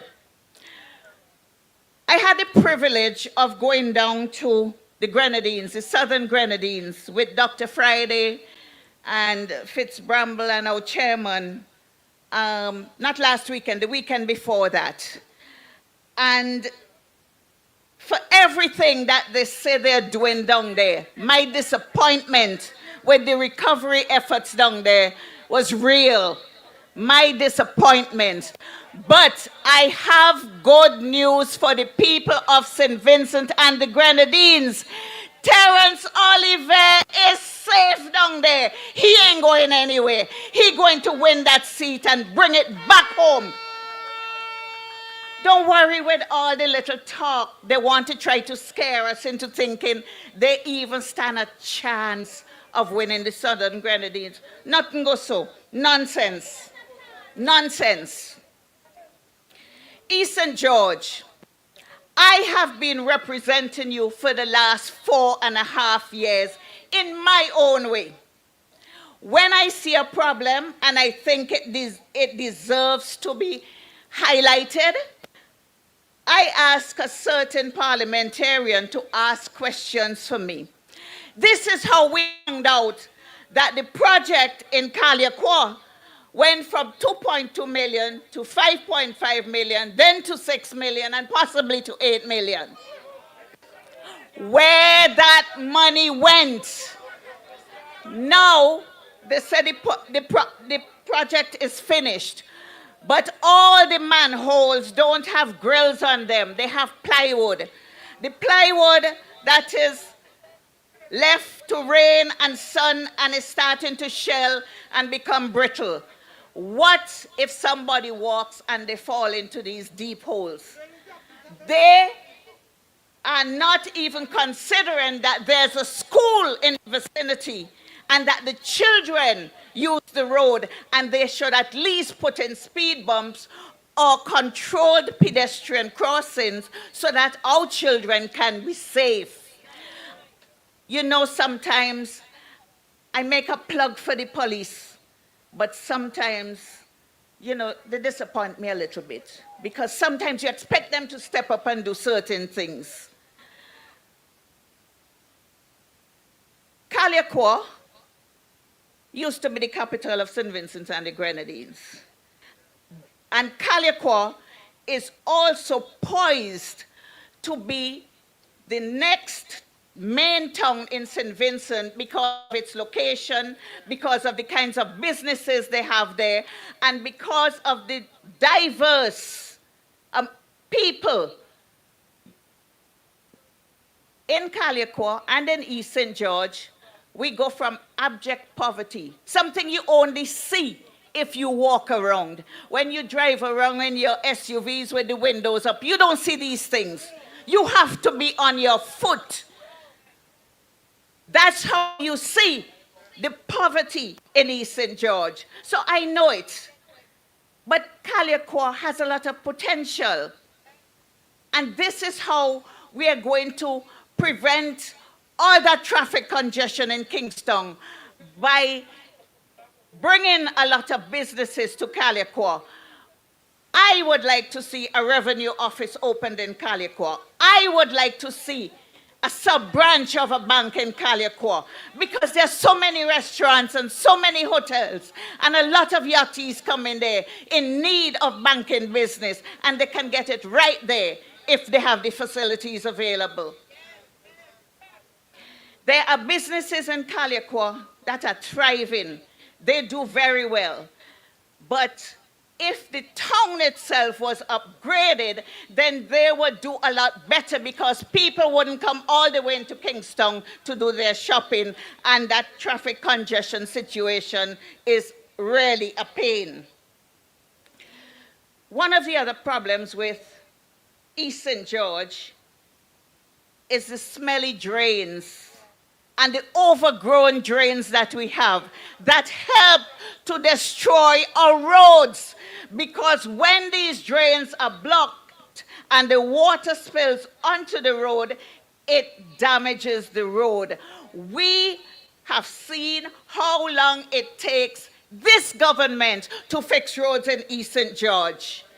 Roads have been in a state of disrepair for the last almost 10 years. And now, because the writing is on the wall 3 months before elections, the whole constituency is in a mess where they're fixing roads every single place they can fix it. Now, I have complained about a road that they were fixing outside my house. I saw some people mobilized there the other day, and I started to feel good, really good. I said, my road going to fix. Well, who tell me says so? It was a road above me. So I said to the people, you might as well fix mine one time, because it's the same road they have to drive on to get to that one. But I was told that the representative for the area said there weren't enough voters on that road to warrant his fixing it. Is that how it goes? Is that what we voted for? Is that what our vote is valued? We have to do better than this. We have to do better than this. And the only way we can do better than this is to vote out the representative and vote for me, Laverne Gibson Velox, to represent you in Parliament. I will do that with care, with humility, with empathy, because I am not aloof. I love people. You see, Blessings? Blessings is a little child that I have met a few times. I did not even know Blessing felt that way about me, but she brought tears to my eyes tonight. And this is how you know that you've been doing something right somewhere along the way.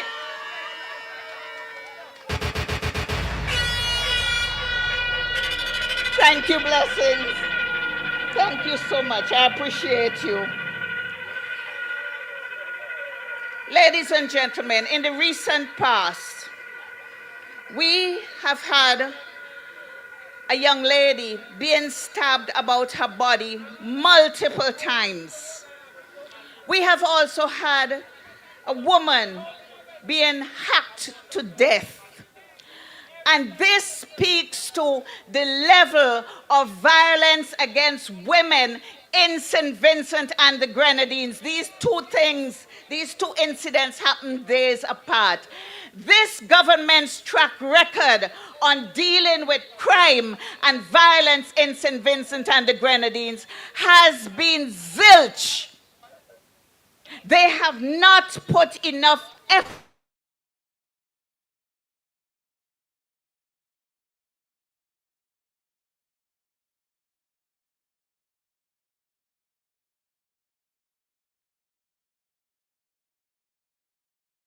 escalating every single year in our country.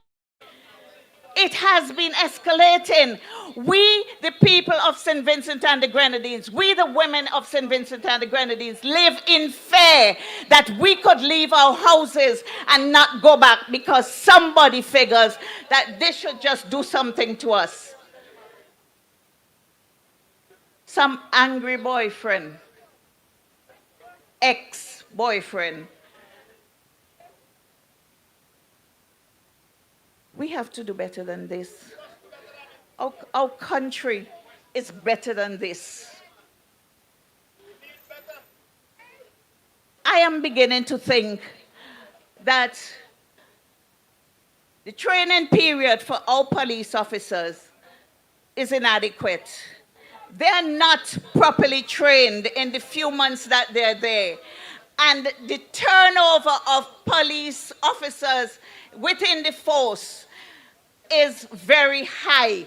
It does not lend to stability, and it does not lend to continuity in the programs that they have to institute to make sure that our country is more safe and more secure, not only for women, but for all of St. Vincent and the Grenadines.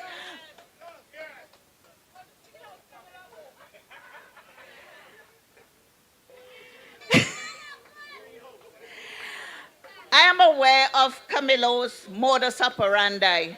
I know that Camilo has been visiting you an inordinately frequent number of times in the last couple of weeks. I know this because people talk. I know that when he comes, y'all just read the riot act on him and you say, where you been for the last 4.5 years? I know one gentleman also told him that, you know, you don't have to come. I've already met her, the new rep.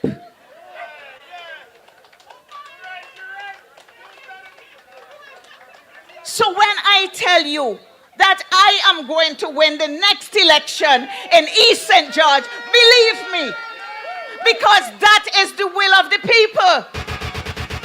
It was the will of the people last election, but somebody didn't want that to happen because they wanted the dynasty to continue.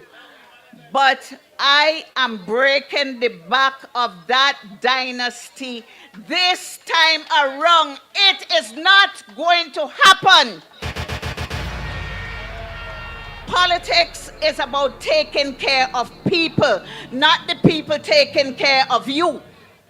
You need to go into the constituency and meet with the people, especially the young people who need guidance and they need somebody they can look out up to. And they need somebody who would tell them, listen, we can help you. We have plans for you.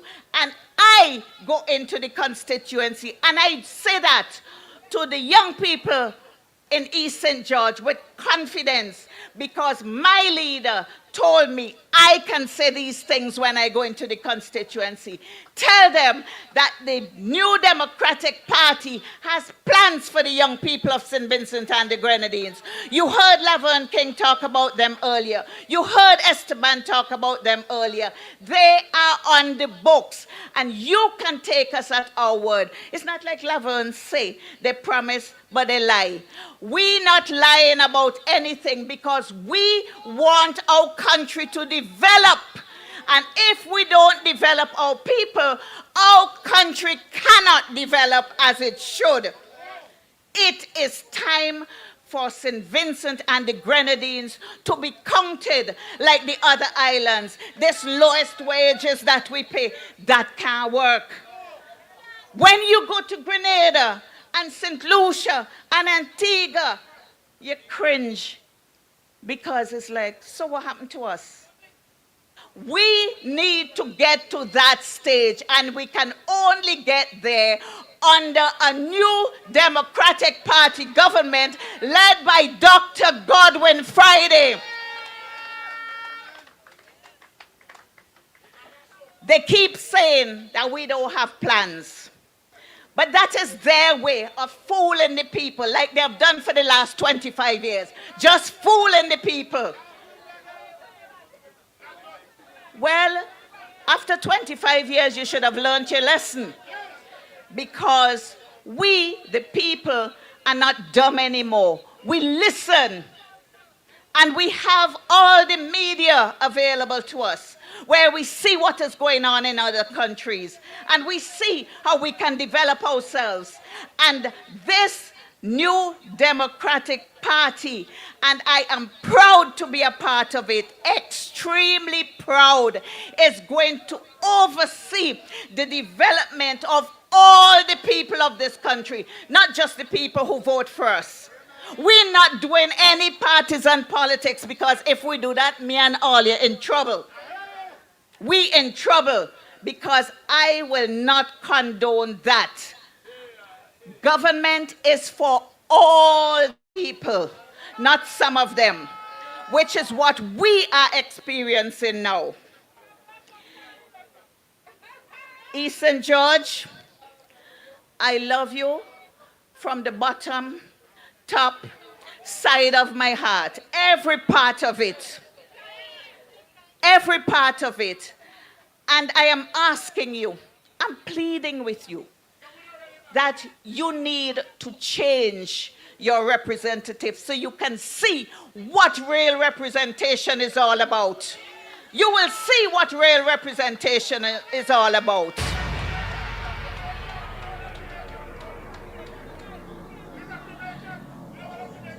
How many of you know that I used to work at the National Broadcasting Corporation as a news reporter and presenter? I have some breaking news.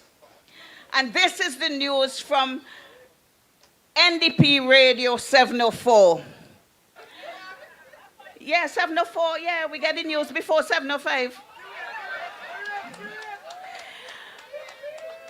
News has come to the representative of East St. George that the ULP is planning to reintroduce culture pot in the short term. This is something I've been harping on for months. They never did it. All of a sudden, they're going to reintroduce culture pot. Well, it's a good thing the people say already, but as Miss Velox said, she's bringing it back. So they could bring it back now. They can save me the trouble. I will just improve on it and do it properly.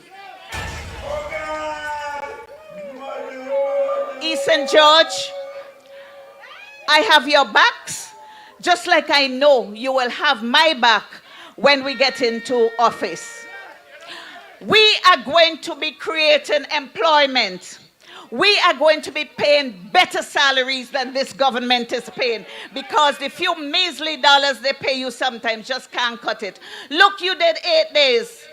8 days for back to school, and the school started back and you still didn't get paid. That was just wicked. If you know you didn't have the money, you should have said no road program. You can't make people work and then you can't pay them. That looks bad on the part of a government that always seems to be giving money hither, thither, and yon. We need to do better than this. East St. George, on a sober note, I want to be your representative.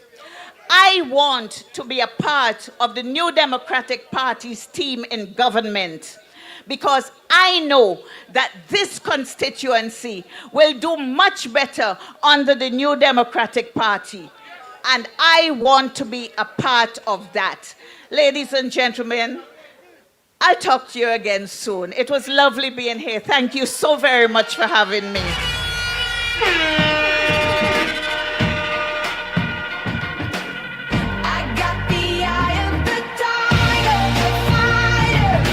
Come on, make some noise. Let me see a voting finger for Laverne Gibson Velox. This is the finger that is going to make a difference in the upcoming general elections.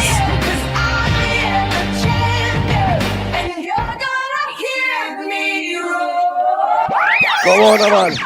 All right, before I bring on our next speaker here tonight, everyone again, we just have a little treat, a little special performance for you. I like to call him the baddest eye in the whole country, ladies and gentlemen. He is one of the most controversial, most loved, most realist Calypsonians St. Vincent and the Grenadines has ever seen, and he's here tonight, and he said, well, hey, no, man, I have to come on the stage tonight, and I have to big up Miss Velox, and I have to do something for the people of East St. George. Please welcome, ladies and gentlemen, please welcome the I, Zion I.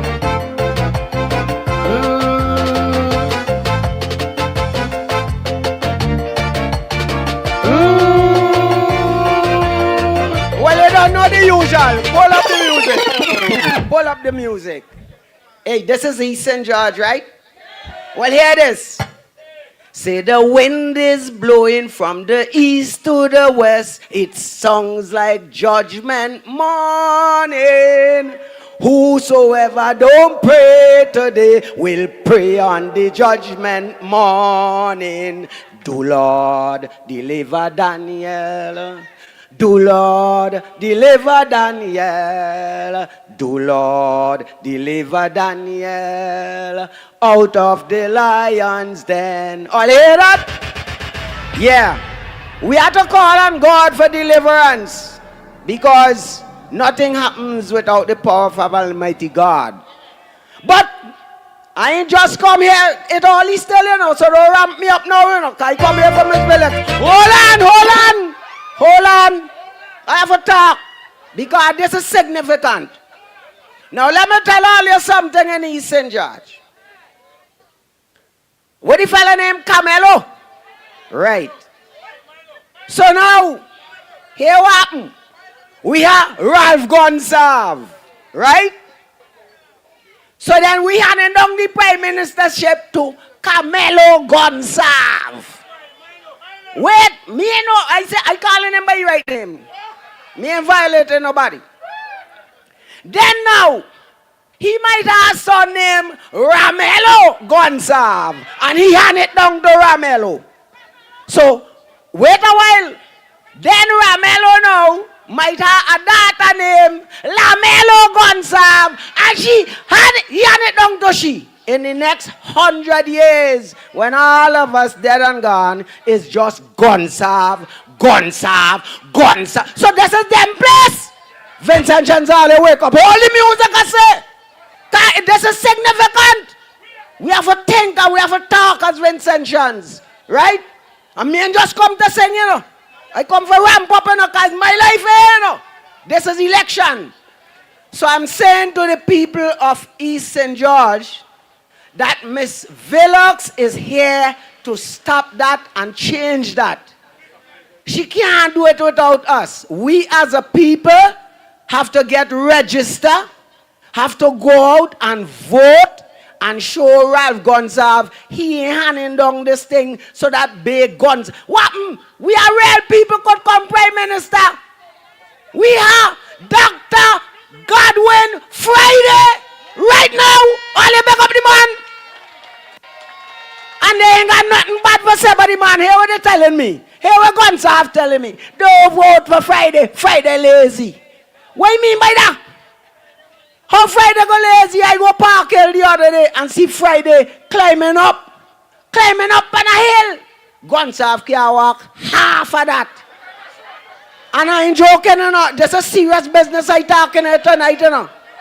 So Vincent John, me ain't just talking to East St. George, you know. Me talking to the whole world, you know, Vincent John. All about understand this. We have to stop this thing with Gonsalve war hand down and hand down and hand down and hand down. You have to work for the people and own the people confidence, and we will vote for you. But right now, it's Friday. Anyhow you come, it's Friday. Run the music. Run the music now. Run the music. The wicked bad. The real wicked.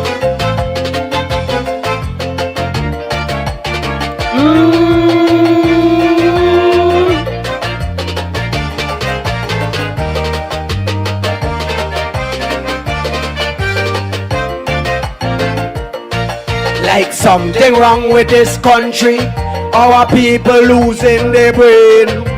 When I am singing calypso, they say never call people name. Last year when I roll like thunder, I make sure leave out people name. But some people start to wonder and came up with something again. Soon as I say eliminate the man, we know who you mean. Hear them, we know who you mean. Just hear them, we know who you mean. When I say to them, amputate the hand, we know who you mean. Hear them, we know who you mean. Just hear them, we know who you mean. When I say that old worthless, dirty criminal, I want to hear the back vocal scream. Scream, all you scream. Hey!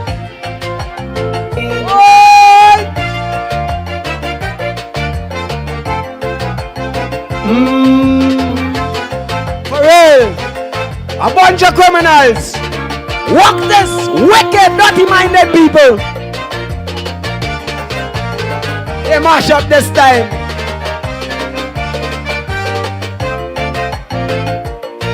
Three years on a straight, they ban me, victimizing my calypso.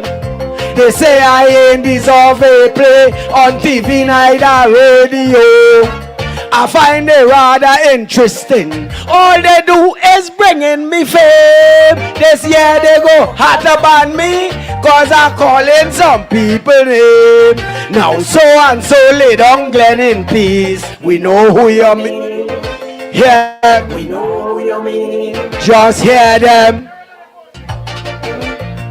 Then so and so father rape a police. We know who you mean. Hear them. We know who you mean. Just hear them. We know who you mean. When I see them all stinking dirty predators, I want to hear so and so scream. Scream. All you scream. Hey! For real! And all they mustn't forget Yogi, you know. They put Yogi out mental home, all thing. Poor people pick me. Wicked to poor people. All they burn them this wrong, huh? Burn them out.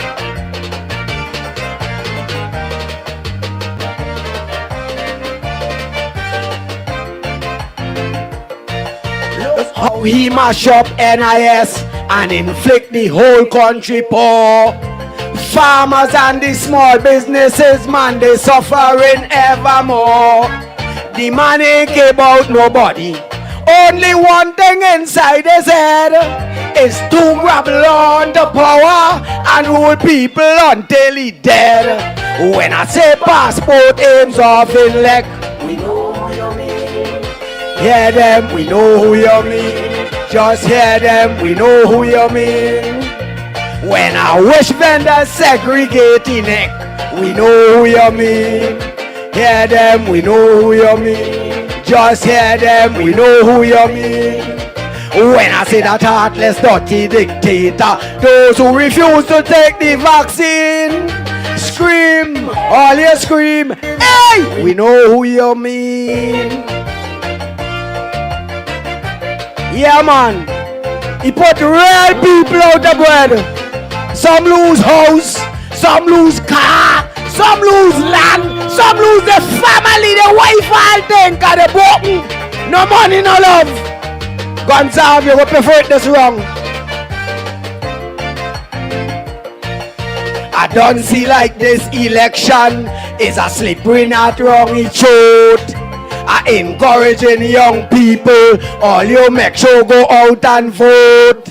Let us all unite together, cause unification is strength. And show the world we ain't notice, Vincy wise and intelligent. All kind of games are playing Juve. We know who you mean. Hear them, we know who you mean. Just hear them, we know who you mean. A thief in election then run away. We know who you mean. Hear them, we know who you mean. Just hear them, we know who you mean. When I say that thief in dirty, dishonest, kleptomaniac, essentially would scream. Scream, all you scream, hey, we know who you mean. Dr. Friday, just careful with them. Make sure no thief and going on again. Put the right people in the right places. Watch them go there.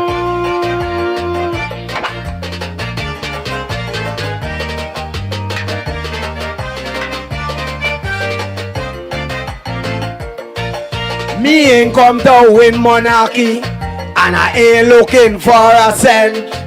Me ain't expecting not a thing from this infernal government. The disposal of my knowledge affecting these people so dread. The plan is to see me suffer and make sure I ain't bite a bread. When I talk about guns and say cocaine, we know who you mean. Hear them, we know who you mean. Just hear them, we know who you mean. And imply I know who bringing them in. We know who you mean. Hear them, we know who you mean. Just hear them, we know who you mean. When I highlight storm, if I say beryl, I want to hear the whole nation scream. Scream, all you scream. Hey, we know who you mean. Good night, Eastern George. God bless all you. Dr. Friday! Hold them there!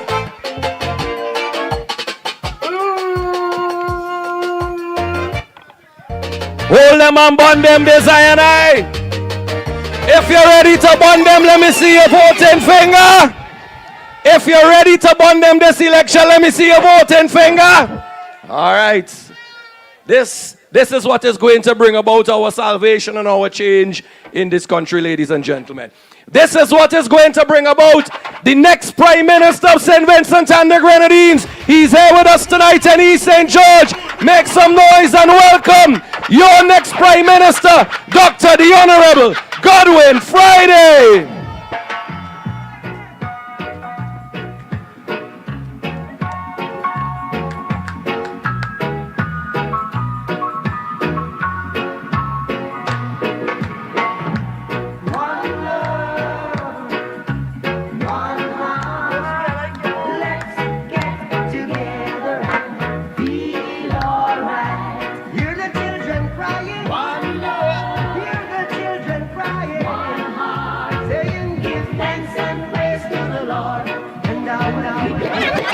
Thank you, DJ.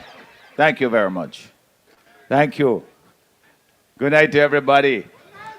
The people of East St. George and Brighton in particular. To all my friends and colleagues who have come out here.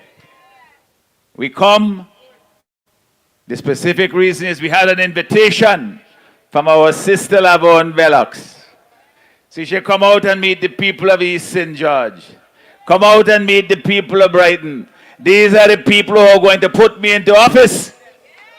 These are the people who are going to put the Democratic Party into government. Because they are seeing what only see all the neglect. You can see the joblessness, the hopelessness amongst our young people. All of those things. You can only see them for so long and do nothing. As decent people, we come to a point where we say that we must take action. Sweet talk and old talk can only do so much. And trust me, this government, they're very good at it.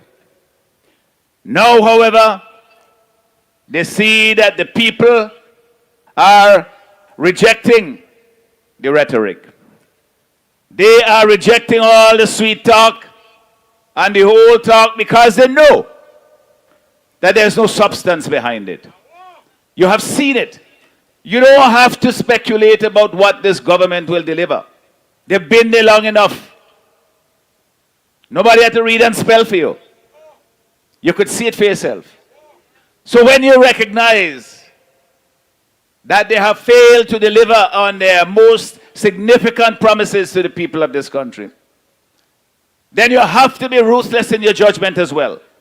And say, I cannot, in all good conscience, continue to support, if you used to support, or contemplate, think about supporting them for another term. You've heard from my colleagues about all the things that we know are wrong. You've heard about their plan. It's not about the people. Their plan is about themselves. It's about carrying on what they see as their mission. And if that mission was to develop the country, you could say, okay, they have a plan, but I have a better one.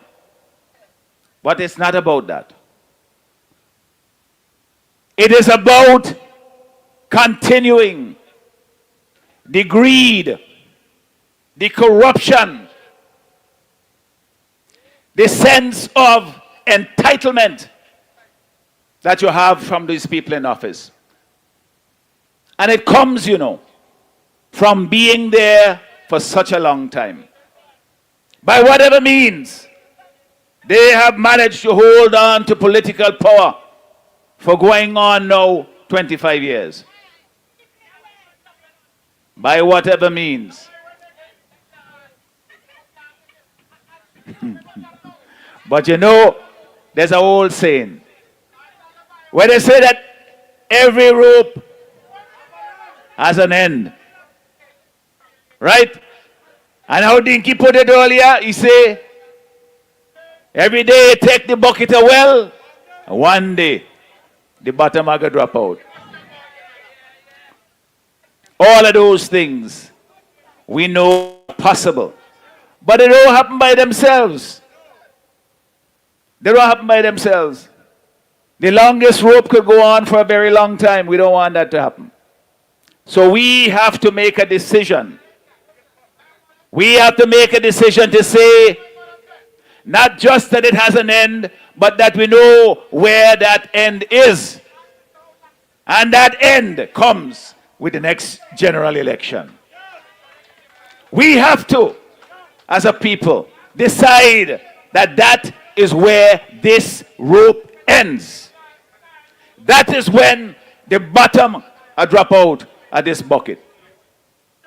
The next election, you've heard me say it over again. This is a decision not just for the next 5-year term. And Zainai said it well when he went through all the family names, you know, of who is going to inherit this mantle, who is going to be the heir apparent to take this piece of family furniture and pass it down from one generation to the next.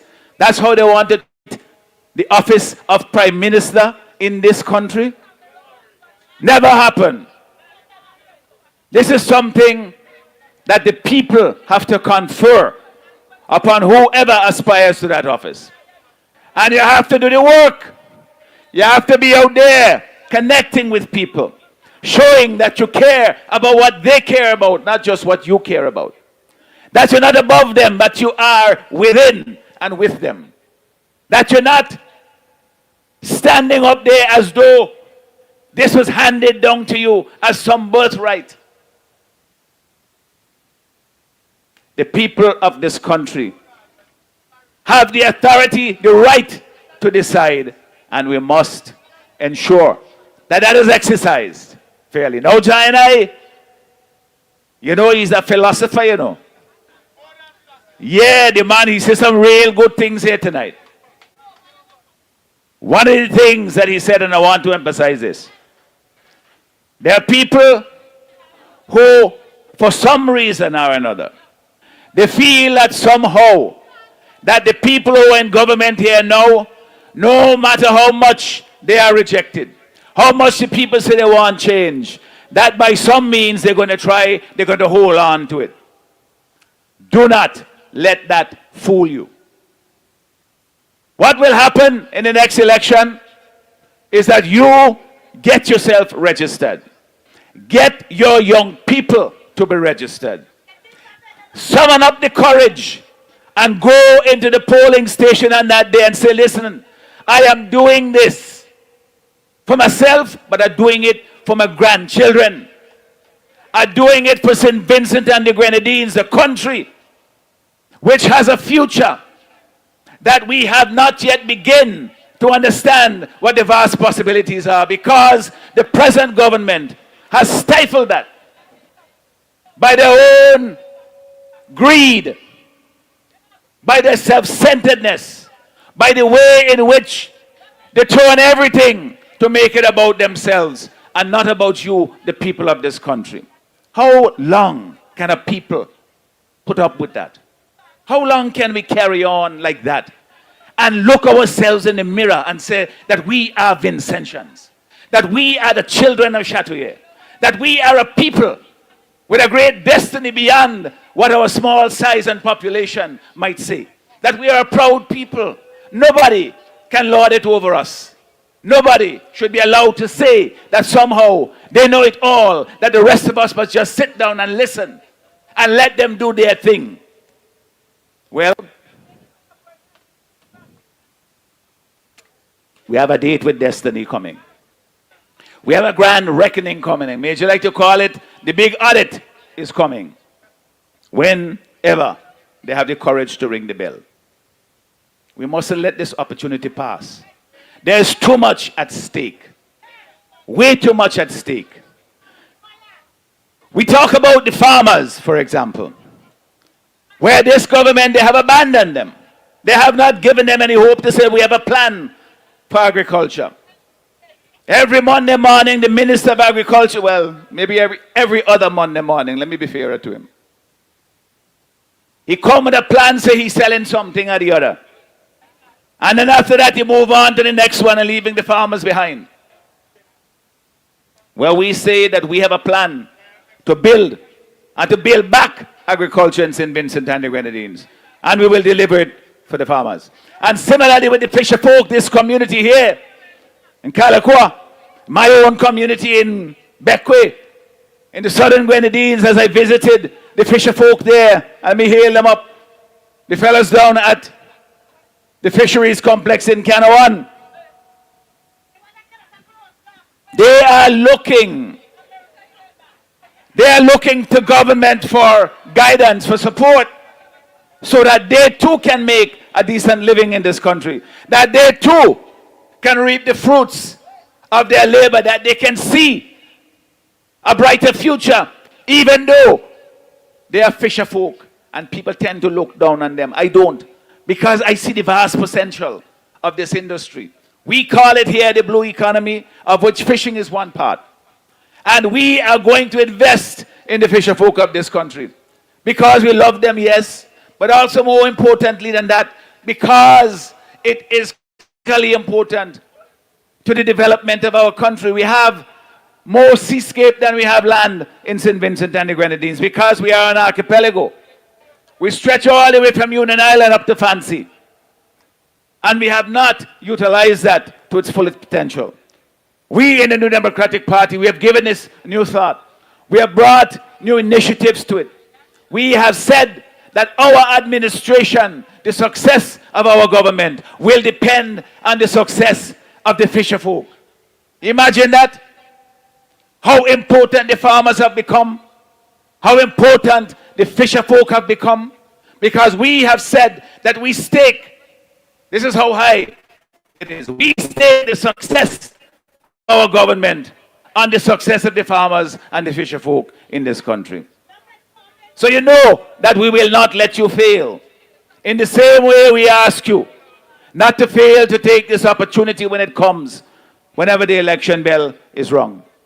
So we have here in this present government, they have brought this country to a point where they borrow and they beg for everything that we need. We produce very little for ourselves. And so the national debt is now approaching $3 billion. And 42 cents out of every dollar we're using it to pay for the debt. This is why you can't find medicine in the hospital. This is why every street has a pothole. This is why you go to Kingstown, right at the Juicy Corner, they're one of the busiest in the country, big pothole. You go to Heritage Square, big pothole. And they tell you that somehow the NDP is responsible. Really? After 25 years, all you could deliver is pothole? This is a pothole government.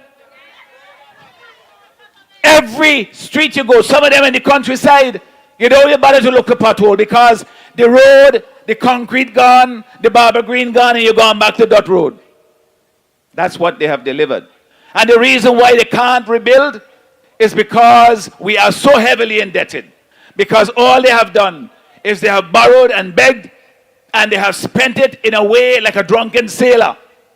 Not productively to create greater wealth, to help the people to ease the cost of living crisis, to ease the debt burden that we are feeling, to put medicine in the hospitals and bandages so that you don't have to, every time you go to hospital, you got to carry cup and spoon. You got to carry sheet and pillowcase like you're going camping. And toilet paper and soap and everything else. Most importantly, the medicine. We can't put up with this forever. We got to do better than that, and we can do better. So when I tell you that there is a plan in the New Democratic Party, believe me, this present government, they have none. And you notice that they're not coming to you to say these are the wonderful things that we have in store. Because you know you're not going to believe it. Because a person's or a government's record speaks more loudly than any empty promises they can give to you when election time comes around. And they know that. They're smart enough to know that. So what are they doing? Here what they're doing. They're making me out to be a bad person. Yes, thank you. You say that with such, what should I say? Well, they say worse things about me. And they say things about my colleagues. But you know what? I will take it, my back broad. I will do it. I am not taking them on. Because we have more important things to do. I want to be able to appeal to the dignity of our people, to the hopes and the dreams of our people, especially to the young people, to say that there's a brighter future underway. You know, help us to shape that future. What goes into it, it comes from the dialogue that we have as politicians with the people that we go out and meet. Yesterday, I was out here with Sister Velox and Daniel Cummings and the General Secretary and others. And we came and we talked to people as we do. This is not something we put on. We've been doing this for a long time. And the reason I do it is not just to come tell people at the election, come and vote for me. The reason I do it is because I want to know how people are living. I want to know what they're feeling. I want to hear from ordinary Vincentians, you know, what it is that makes them tick, what makes them stay awake at night, How are they going to manage to send their children to school on Monday? How does it feel when you wake up in the morning and there's nothing in your fridge if you have a fridge? Or nothing on your table and you don't know where it's going to come from? How do you manage?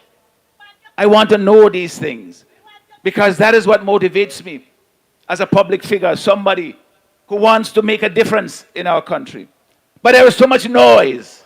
There is so much distraction. There is so much lies. All of this to try to hold on to political power. We have to see through it. So we have here coming up, and I say to you, this is a very serious decision that we have to make. And we as a country cannot afford another 5 years of this ULP administration because they're holding the country back. One man wants to run the country forever. When you do that, all of us, the rest of us, suffer. He might be able to stand up in a box and say, watch me here. I was reading a poem the other one, my favorite, by Percy Shelley, Ozymandias. You know, look at my works, ye mighty and despair. But all around the colossal wreck, all you see is sand, stretching lone and bare. Because nobody can do it all alone. There are a lot of indispensable people throughout history who feel that the world can't go on without them. Where are they now? Their bones are in the cemetery. Nobody can run this country forever. Politics and governance is a relay. It is not a marathon that takes too long. It's not a sprint because you go fast but you don't go far. It's a relay. We have to pass the baton. There are some people that want to run the first leg. They want to run the second leg. They want to run the whole race. And then everybody else passing us as they have done in the OECS. We are behind in wages. We are behind in jobs. We are behind in the development of our industries, particularly tourism. We are behind in everything except the things that we don't want for our country. Crime and violence, especially crime against women and young girls. These are the things that our country are known for. We have to reverse that history. It is not handed down to us as something immutable, unchangeable. These are things that we can shape for ourselves. We have to lay the blame for that at Ralph Gonsalves and the ULP feet. Government is to blame. It doesn't just happen so. So let us change the thing that is wrong about the country, and the thing that is most wrong about St. Vincent and the Grenadines is the present government we have there. They have lost touch with the people if they ever were in touch. They live in a bubble. They don't understand when we talk about a cost of living crisis because they don't feel it. When they're driving from one part of Kingstown to the next, no matter how thick the traffic is, it parts for them like the Red Sea. They don't know how people live. Well, I'll tell you what, you have two missions. One, rescue the country for yourself. And the other, do them a favor. Let them go back and live amongst the people and see how ordinary people live. You could do that after the next general election. So, let me check my time here. My dear people,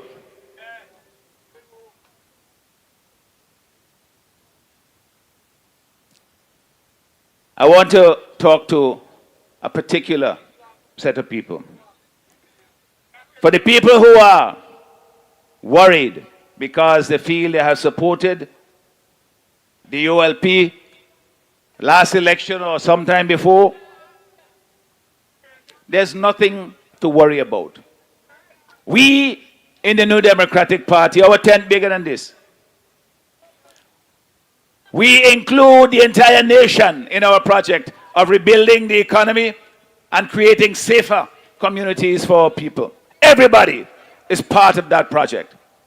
And when we talk about our priorities, one, to create jobs, especially for our young people. Two, to rebuild an economy that works for all of us, not just for some. Some people are doing very well now, and they don't want that to change because their bread is buttered on three sides, and they're driving SUV, and every little happen they're gone, and they could have vacations in London and Paris. They're living off the fat of the land. They don't want that to change. But the rest of the people are suffering. And for them, we must bring change.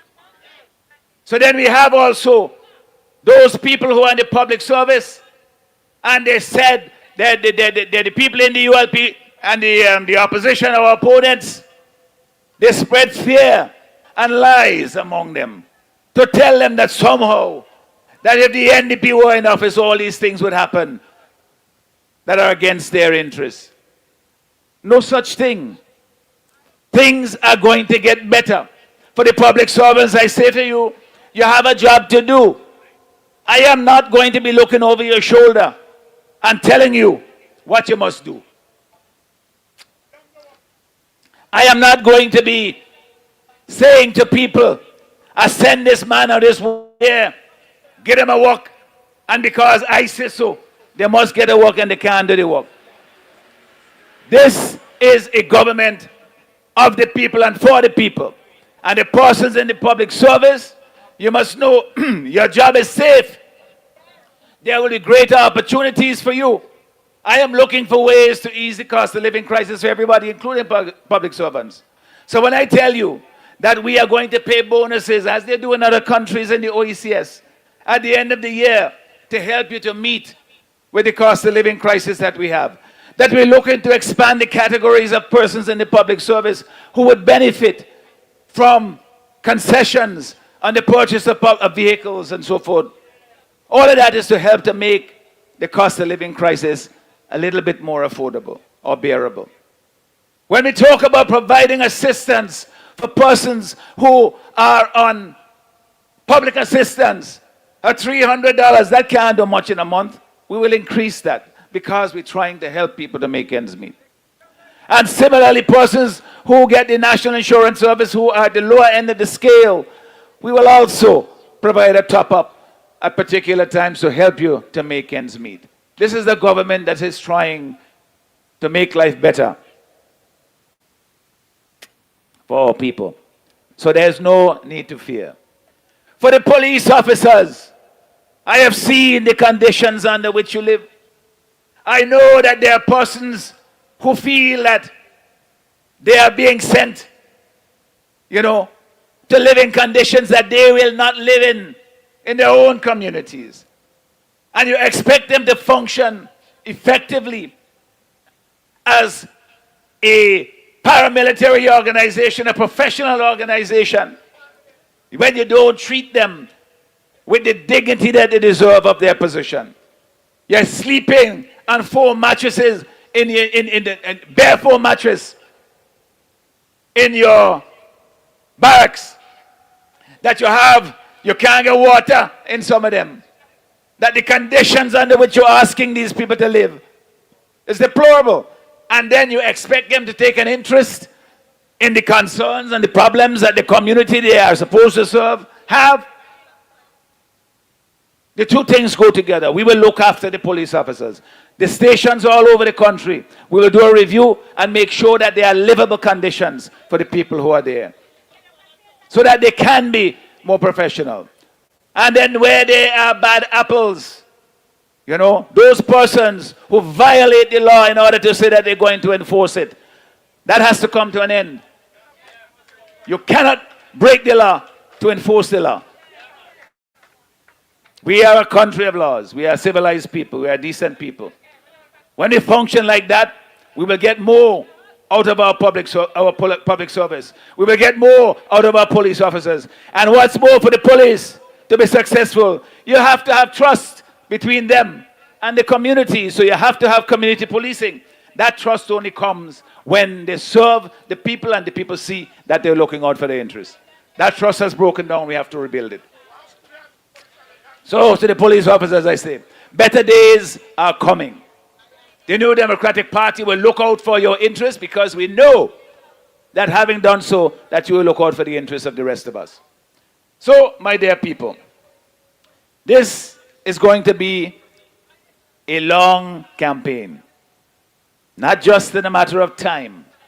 Somebody tell me the other day in Buckingham, she said, Mr. Friday, asleep and awake, an election going to come. But there's a lot of things will happen in between then.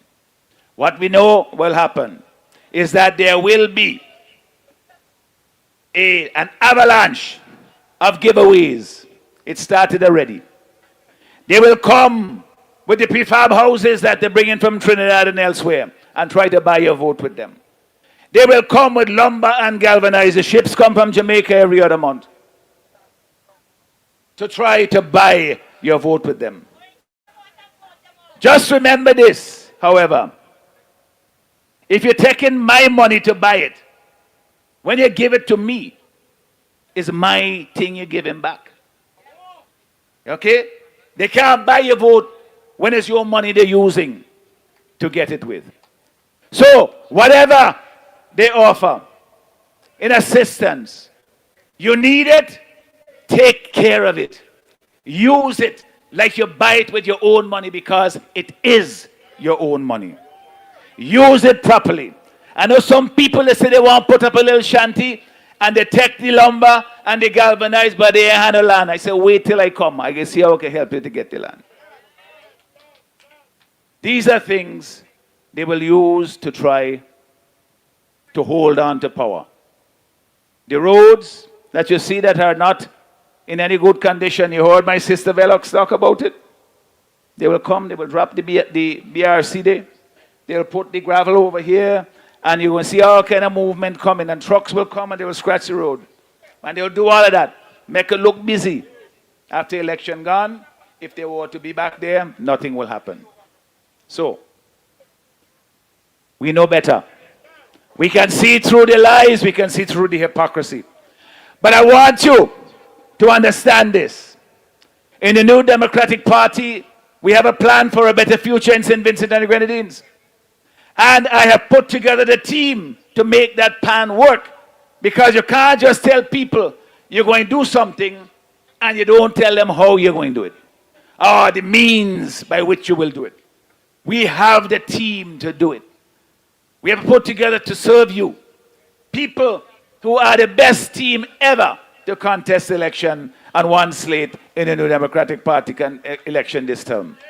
And Sister Lavon Velox is one of those persons. You heard from people who know her longer than me.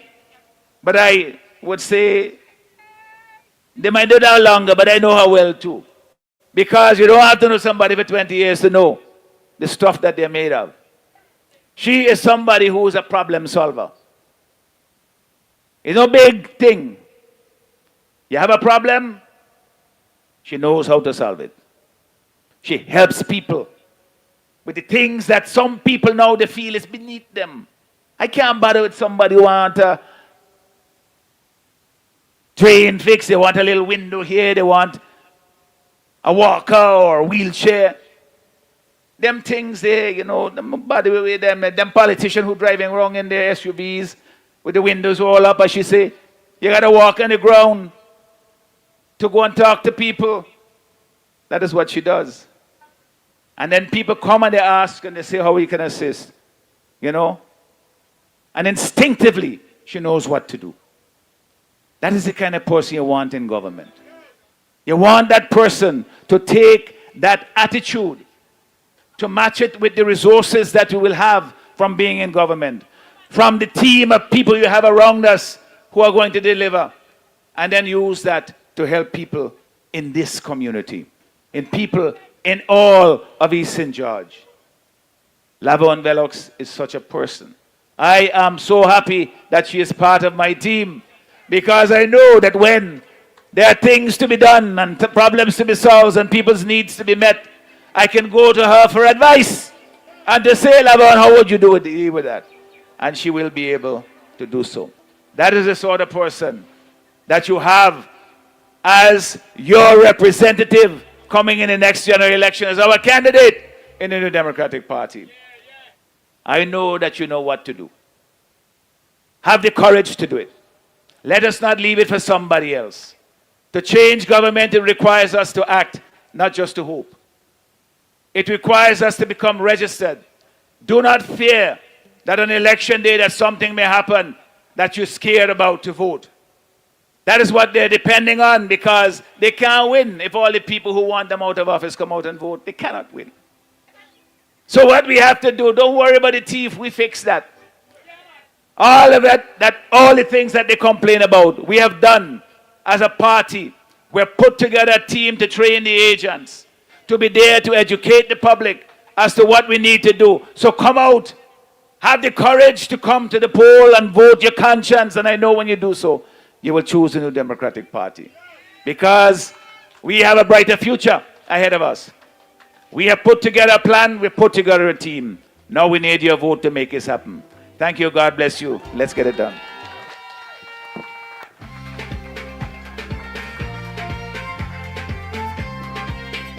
Folks, you heard it.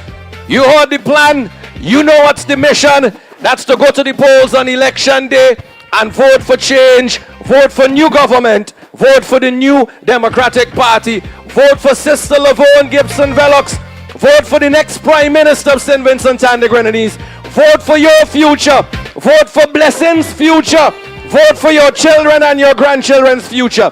We got a special song that we want to play tonight.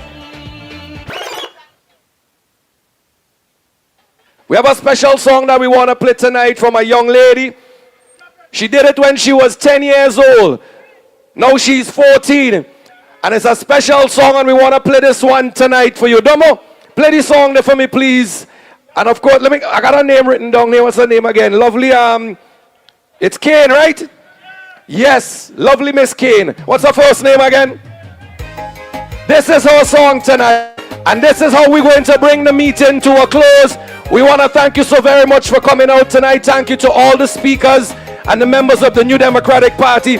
Thank you all of you for coming out. And remember, on election day, go to the polls and vote for the New Democratic Party. God bless you. Good night. They say NDP is not the team for you.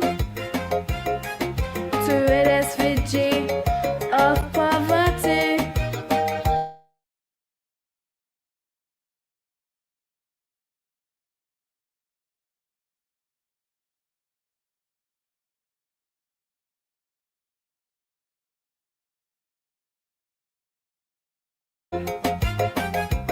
Our children's lives will be at stake because you happy.